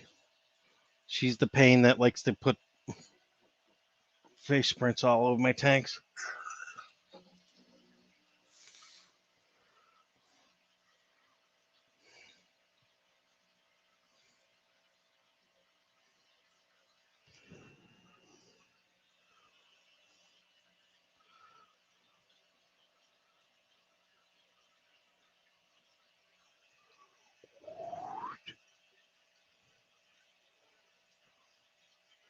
All right, that's enough.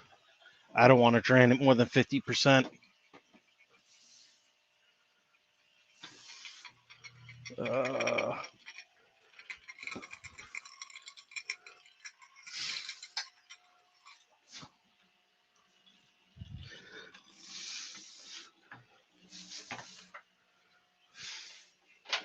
Oop. Okay.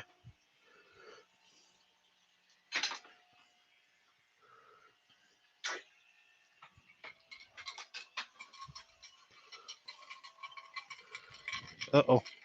Lucky that cord stayed up. Now the fun part, guppy tanks. Here, let me just remove this.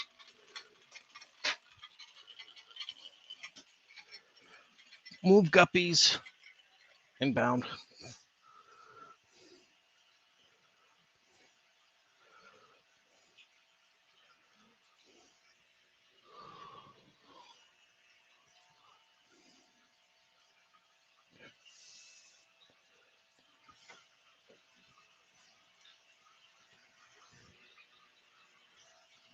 Well, that's draining.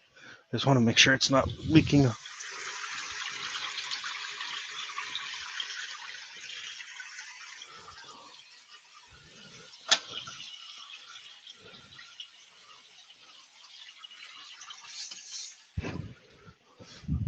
All right, time to fill up the shrimp tank.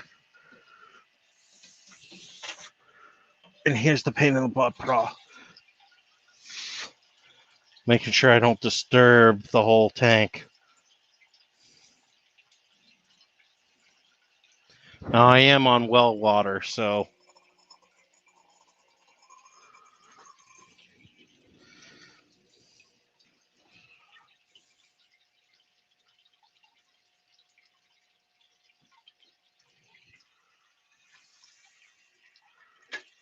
of course that would fall in.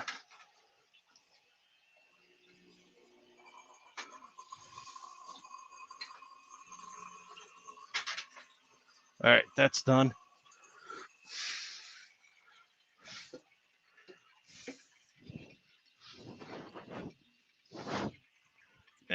for the other 10-gallon.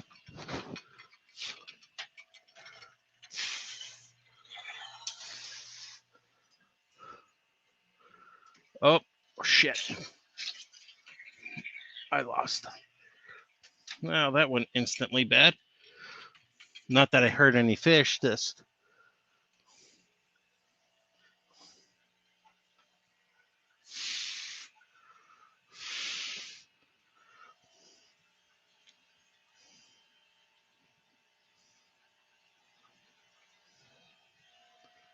Oh.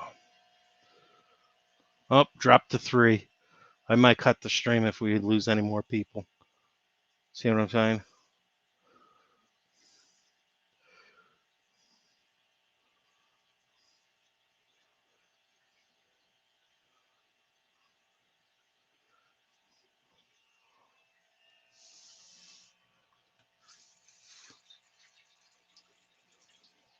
Oh, shit.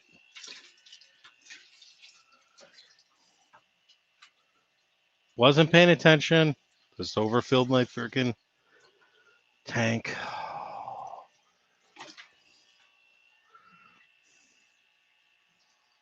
That's fun. At least there weren't any shrimp sitting at the top of that.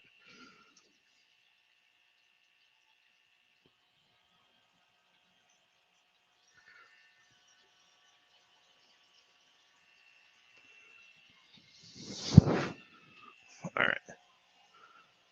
I don't want that to pop out, so. All right. It's going to hold right there. Let me pull this out of here. And let me do this. It's a little bit more water on the shelf.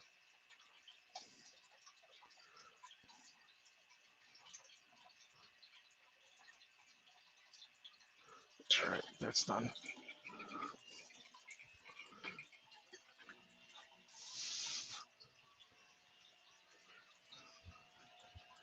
All right, I'll be right back, guys. Like, wow, you like watching a number of maybe should work for a bank.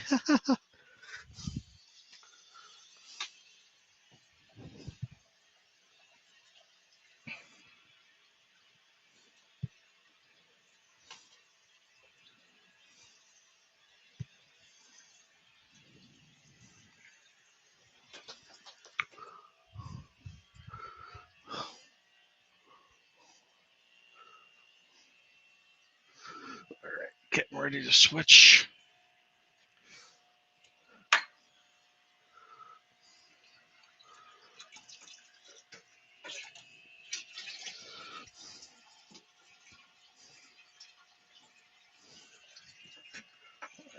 Whatever. All right, let's check the TDS of this.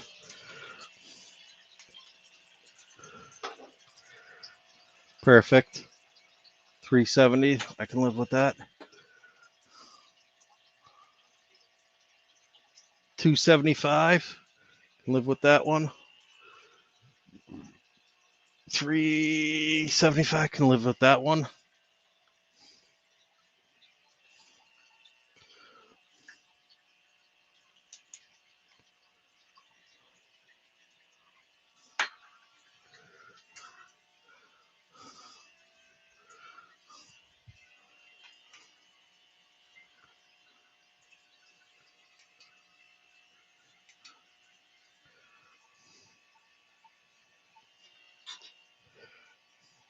Okay.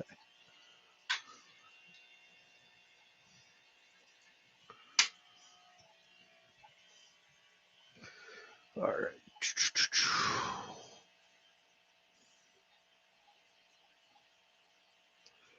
Gonna love filling up tanks and not paying attention, losing track because I was watching the stream. Oh, my fault.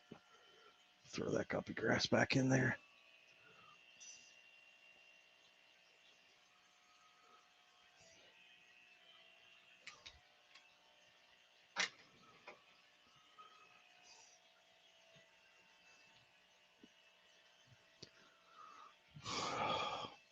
All right, Jay, if you can do it better than me, show it up. Do it up, bud. Do it up.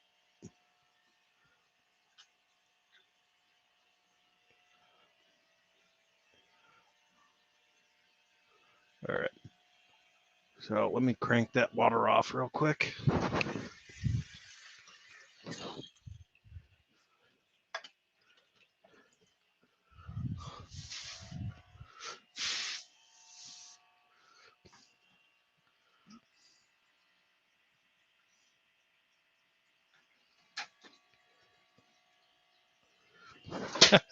Let's see what he said.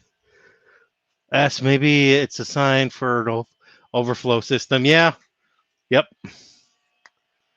Yep. Especially when I'm not paying attention. I need to get me an overflow alarm so it'll notify me when my tanks are getting close to being full. You know how many times I've overfilled my tanks? Way too many to count. All right, that's done. Now that everything's wet and Molly's licking my chair to clean it up.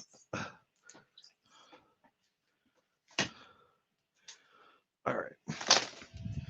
I'll clean these tanks later today after I drop my son off at school. I know I'm saying later, but look at all this guppy grass. Anyone need guppy grass? Can't guarantee that it won't have snails in it, but that's one chunk.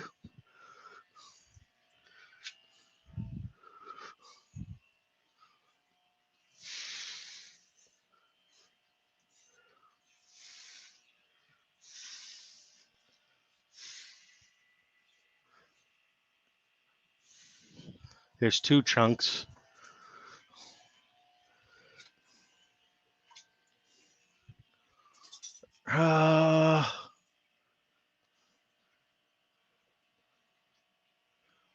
Already looking better in that tank, believe it or not. Question is, how many fry am I transferring when I grab these things?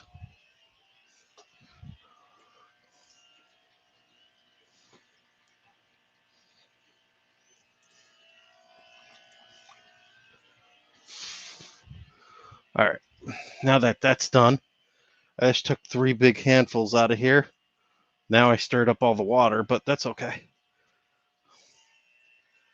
Here, Plecos, have some food.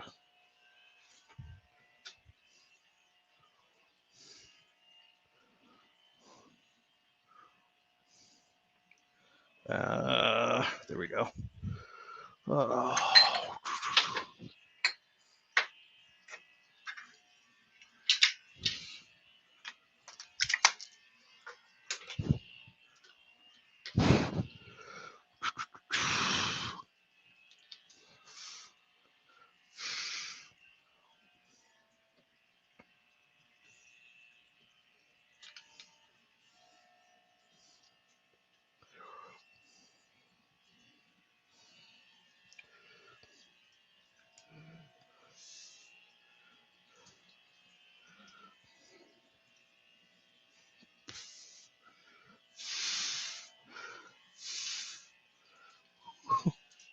Plus side is, since I overfilled the rack, now I get to clean the shelves off.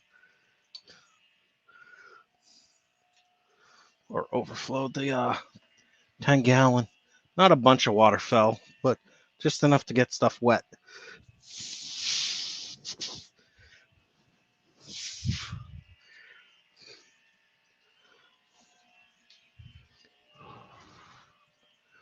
All right, let me clean off this shelf.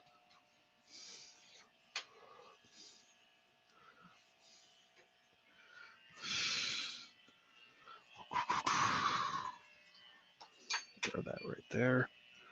Actually, this might even just stick on this. Nope. There we go. That works.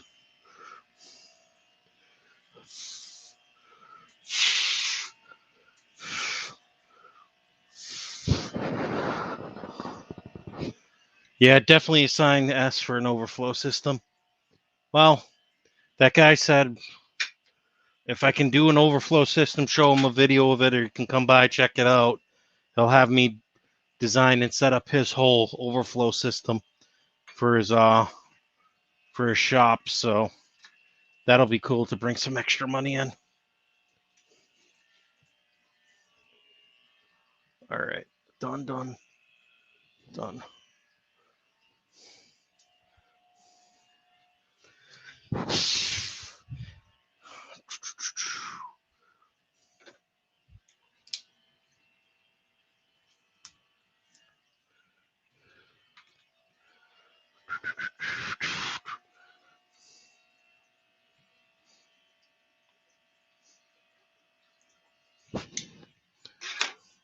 Let me see.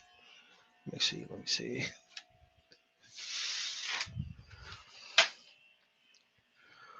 Hmm.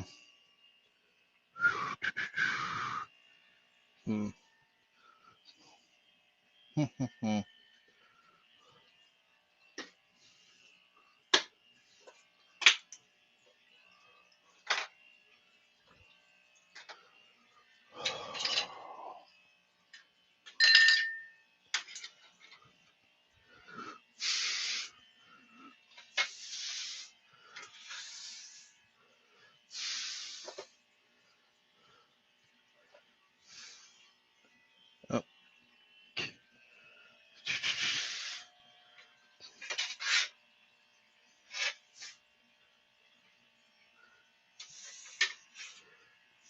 Just put that for counterweight.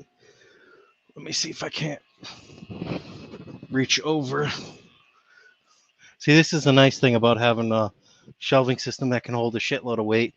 My fat ass can climb on it a little bit without knocking it over. What the hell's going on here?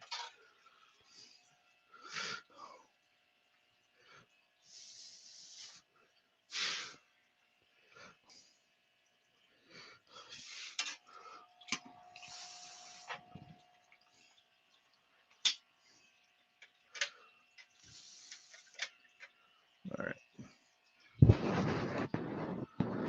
You guys can tell me I'm doing this stupidly, but oh, perfect. That's what I wanted to take off.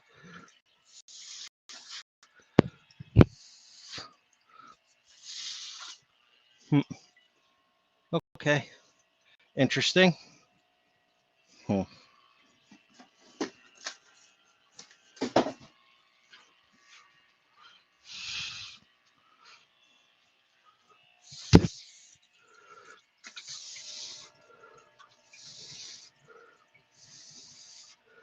There we go. All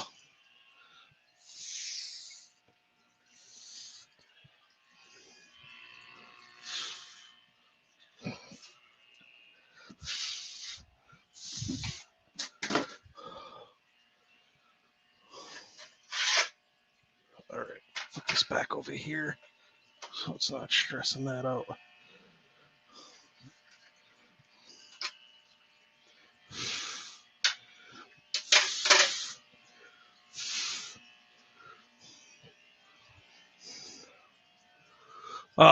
Just don't fall.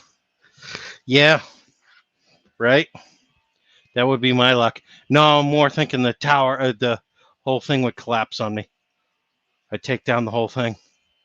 That'd be fun.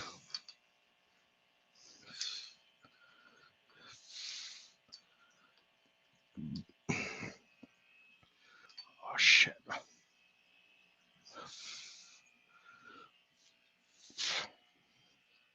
Not easy getting in between these 10-gallon tanks sometimes. There we go. Lucky I don't have a fifth tank here because I was going to put 5 tanks on each shelf and have a little bit of an overhang because I got like 3 to 4 inches in between each tank.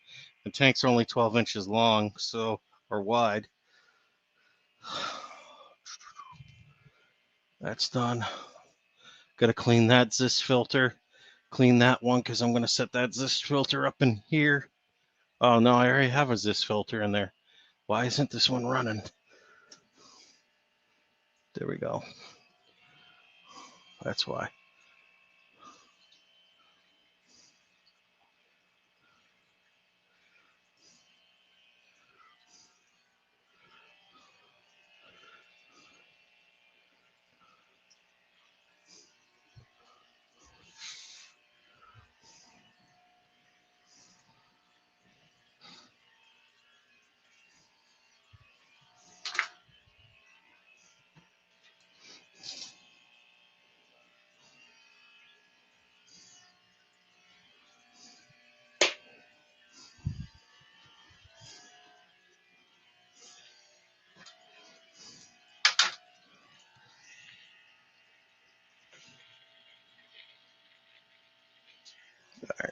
Definitely got to clean that FX4.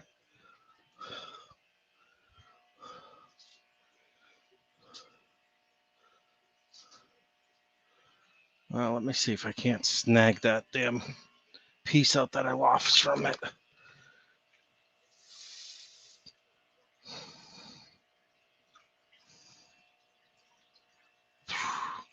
There we go.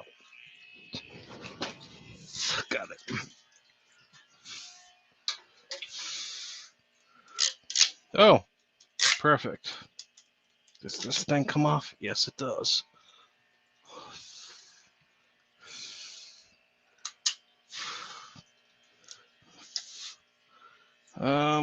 No.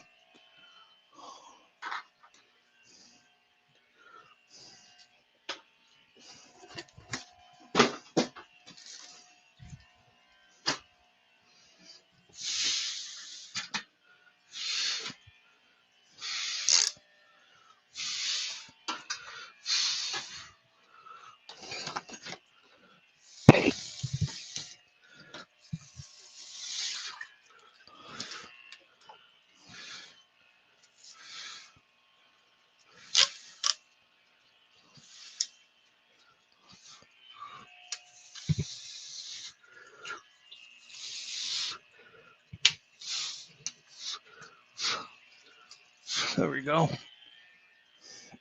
Much better.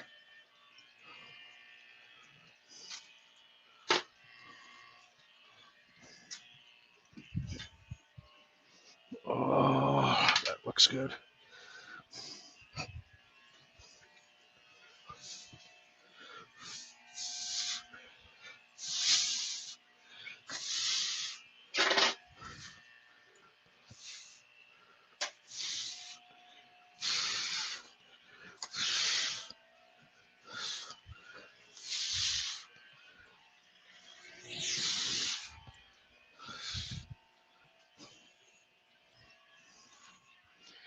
All right. The little 3.5 gallon back.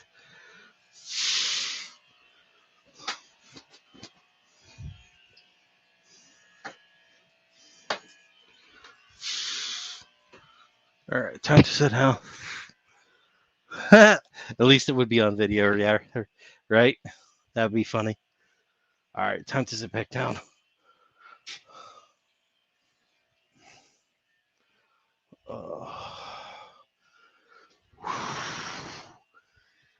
Oh, that killed 20-something minutes. That's cool. At least it was, as says, at least it would be on video.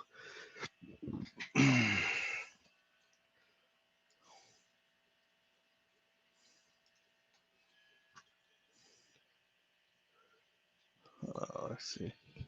Where's Molly? Oh, she's out in the kitchen laying on the floor.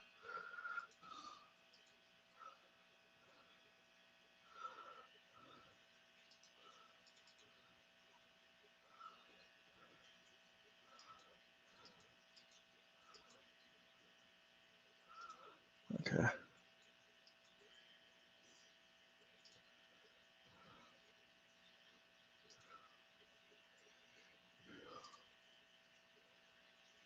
There you go. I don't know if that's doing anything to the picture. Okay. So what do we want to talk about now? Me overflowing my tank or more?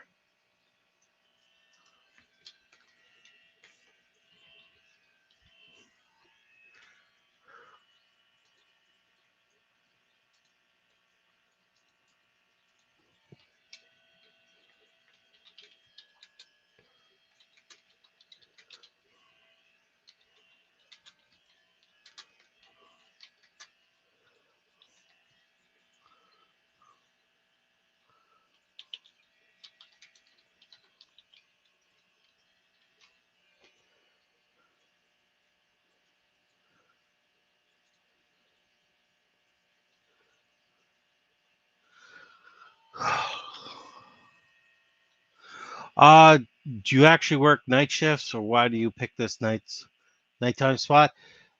Before, my schedule's 3 to 11, Thursday through Monday. So I typically do a lot of doubles because I either get mandated because I work for the state and I support people with disabilities, mental disabilities like autism, MR, um, muscular dystrophy, stuff like that. People that have mental and health challenges and stuff like that. So, and a lockdown unit. So it's almost like going to jail every day, but not really. Different type of unit. It's like the intensive care unit, pretty much. Not like where I have to wipe butts all day or anything like that. These guys pretty much take care of themselves, besides dinner, which we cook and pass their meds and keep them out of trouble. So typically I like to do the streams late night because I have my son. So I could do them during the day, but there's a lot of people on during the day, you know, and people are at work. So if I was going to stream and make it worthwhile, I'd have to do it probably somewhere between the time frame of 6 p.m. and 9 p.m. Eastern Standard Time.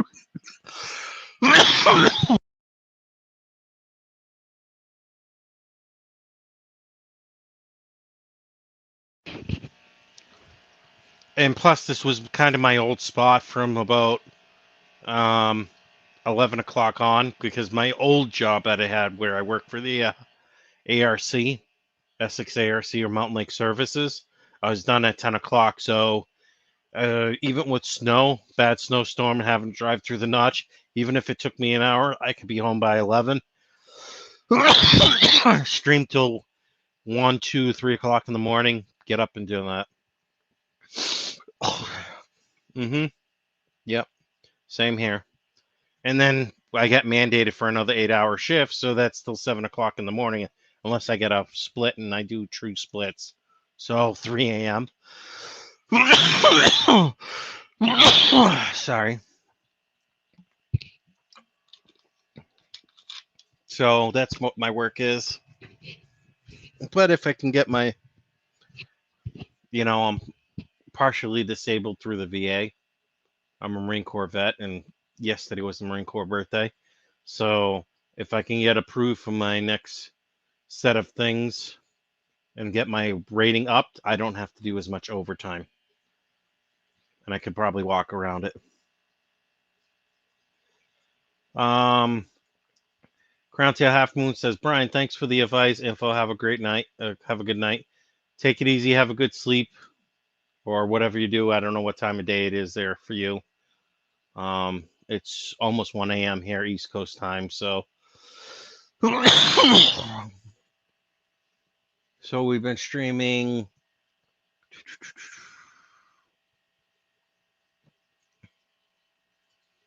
for roughly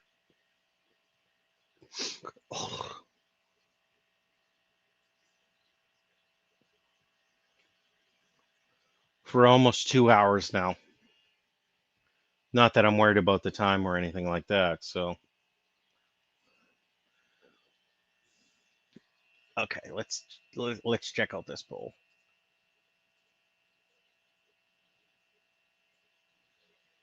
2 votes, 100% yes. Okay, so overflow system. I used to have an overflow system for my 150 that were going to a sump. My only problem with doing an overflow system here is I need to either be able to pipe it to outside, which during the winter that's kind of challenging because it'll be icy out the window, or I have to pipe it to my toilet or sink, right? Which isn't a problem. I can put the like almost a sump pump on it with the like once it hits a certain level, it automatically pumps it down. Like most people know what a sump pump is, and it'll pump it over to the sink. It's just running that tubing or the PVC pipe or into the bathroom and be able to have the door still closed. Because I try to keep my dog out of my bathroom when I'm not home, because she likes to go into my trash bin, and when she's upset because she has separation anxiety, she shreds any paper, Q-tips, anything, and leaves it out on my living room floor right here in the walkway. So Yeah, fun times. So I'd either have to pipe it there or pipe it to the sink, which would make more sense because there is no door here. I could just use 1 inch or ½ inch ID line and use the pump I used to have for the overflow where it does 800 gallons per hour. I don't even need a pump that strong. Maybe I'll take the 500 gallon per hour pump or even get this. Actually, I got a MagnaFlow little power head. I probably could do that and put a base on it. That way it can suck really short distance. It actually comes with the base where I could just set up the overflow, and once it gets to a certain height, it pumps it out. Because it has that front nozzle, and I'll just run a tube off of it with a little clamp on it or whatever, and run the piping to my sink, which I could do the vinyl piping or whatever it is, safe for fish line, even though it's wastewater, and I could do it right to my sink, which would be kind of cool. I'd have to really think about how I plumb that in. Plus, then am I drilling my tanks? Or am I putting an overflow, a PVC overflow, like ½ inch or 1/4 inch PVC pipe into the tank, like Joey from King of DIY does, where he shows you how to make the overflow.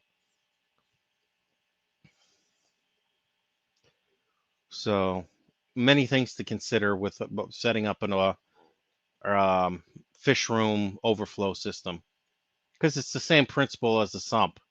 I mean, I could pipe everything in and put like a 35-gallon roughneck in between wherever I set this up and put it in the corner, put the sump or a pump in there with the auto top off, not the auto or the float. That way, when the water pumps in and run like the drip irrigation, like 5 gallons per hour or 1 gallon per hour, and it would change to 10 gallons over the whole day, each of the tanks. And this set up an RODI system just to pull out in case they do once in a great while treat the well water here with chlorine and chloramine, or chlorine anyways, where I could treat the water, and almost have like an auto dose system for safe or whatever in powder form. I just don't know how I do the 75-gallon in my bedroom. I'd probably stick to a Python on that, because like I said, I need the sliding door to be able to shut. And I'm not going to drill a hole through the wall because this isn't my place. I'm only renting, and I don't want to do damage to the apartment.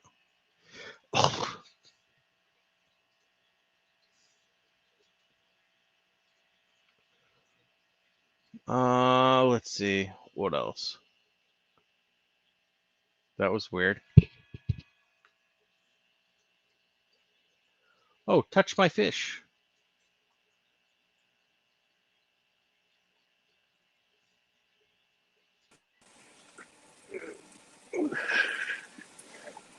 What's going on, Captain? What's up, fish? Touch my fish, he says. Told you I'm cooking some brewskis down. Nice. Oh yeah. So make sure you send me some of that food in the mail, bud. Nah, that shit would melt. Yeah. Yeah, right. No, it's cold. It gets to the 20s at night here now. 20s and 30s.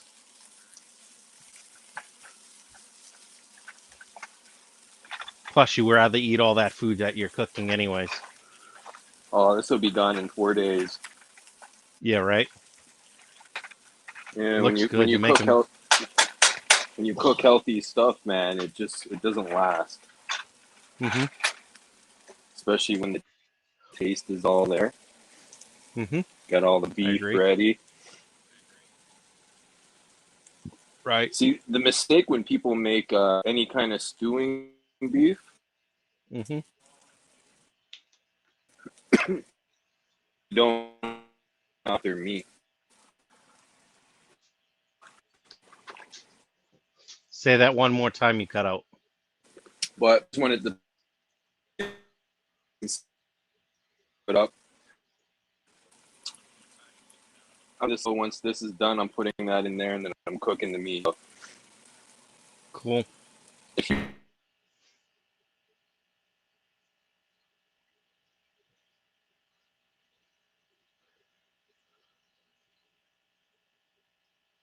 I guess we lost you on voice, Jason.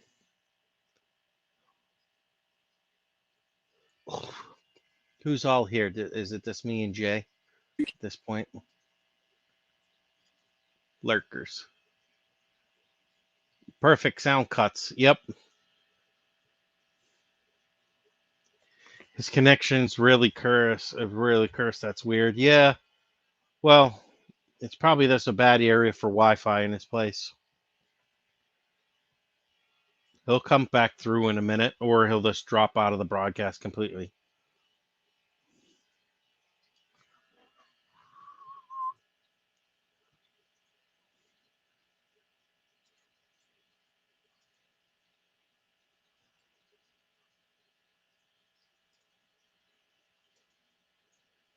Oh.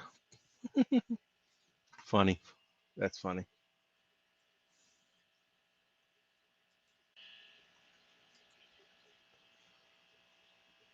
Frozen on food, making me more hungry. All right. Back to my... Yeah, his connection's really weird. Oh, we got 4 watching now. Perfect sound cuts. Let's see. He'll come back in a minute. Yeah, he dropped. Probably hasn't upgraded his Wi-Fi, or he did, but he's having issues.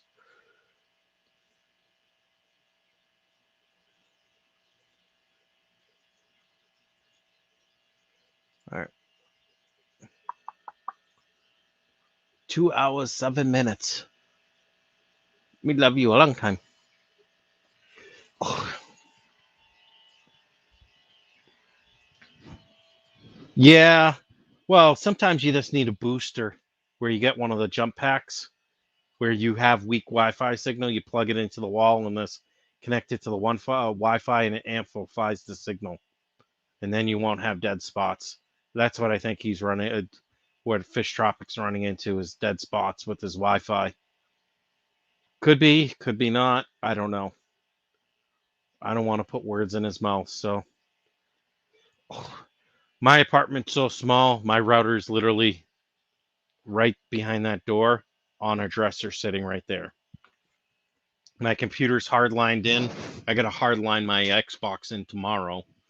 Wi-Fi, it gets pretty good connection though, enough to stream with. Let's see. Curious, what is my speed right now? Go. 22 millisecond. Even with me streaming right now, I'm getting 400, almost 500 megs down. Right, for download. And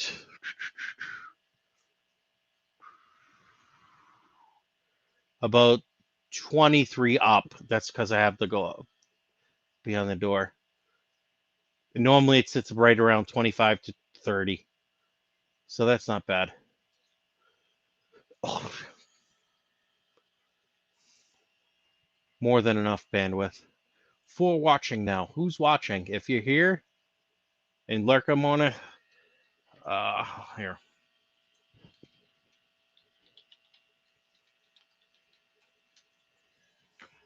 Hashtag lurkers.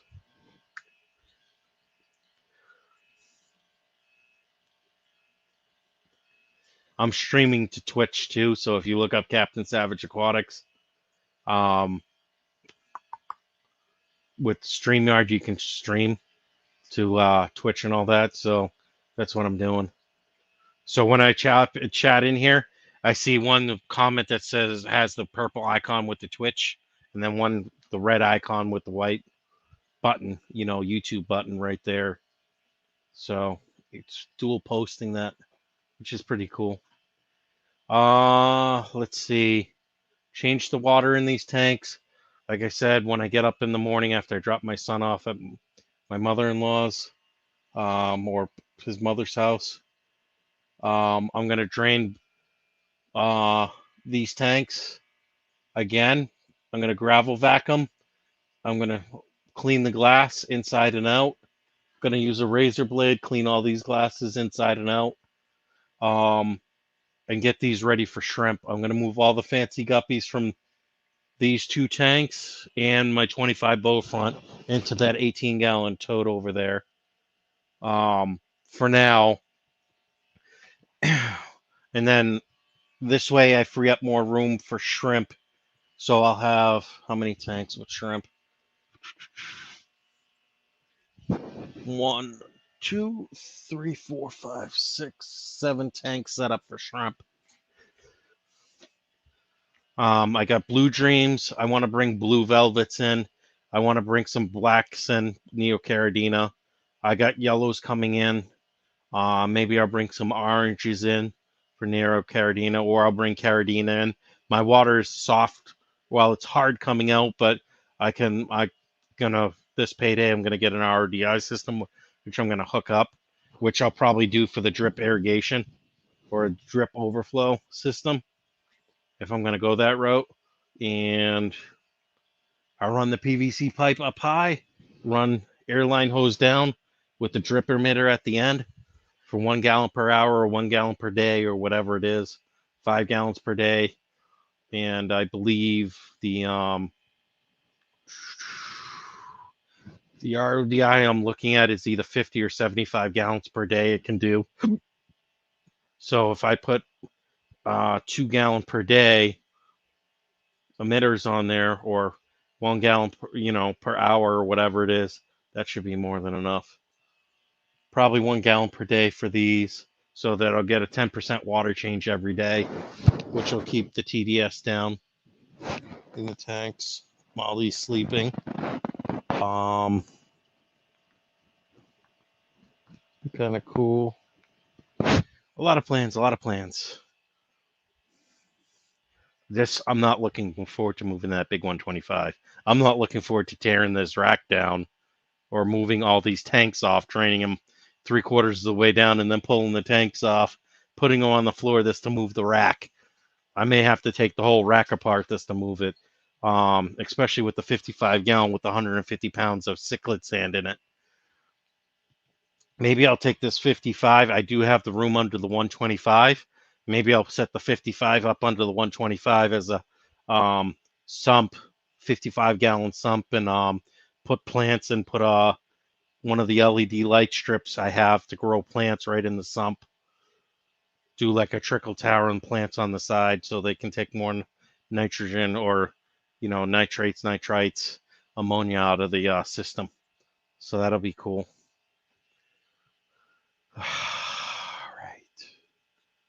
All right, guys. I think I'm done for streaming for tonight. I'm almost streamed for 2 hours and 15 minutes. Thank you again, S, Crown Tail Half Moon, Fish Tropic, S again, Yellowstone Aquatic Color Guppies,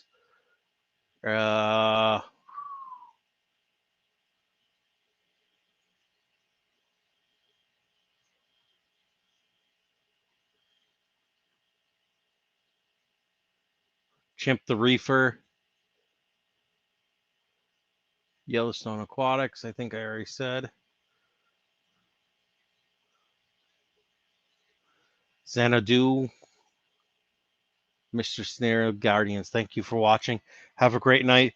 Please like, comment, and subscribe. If you didn't like my live stream, please let me know why, what I can improve on in the comment section below.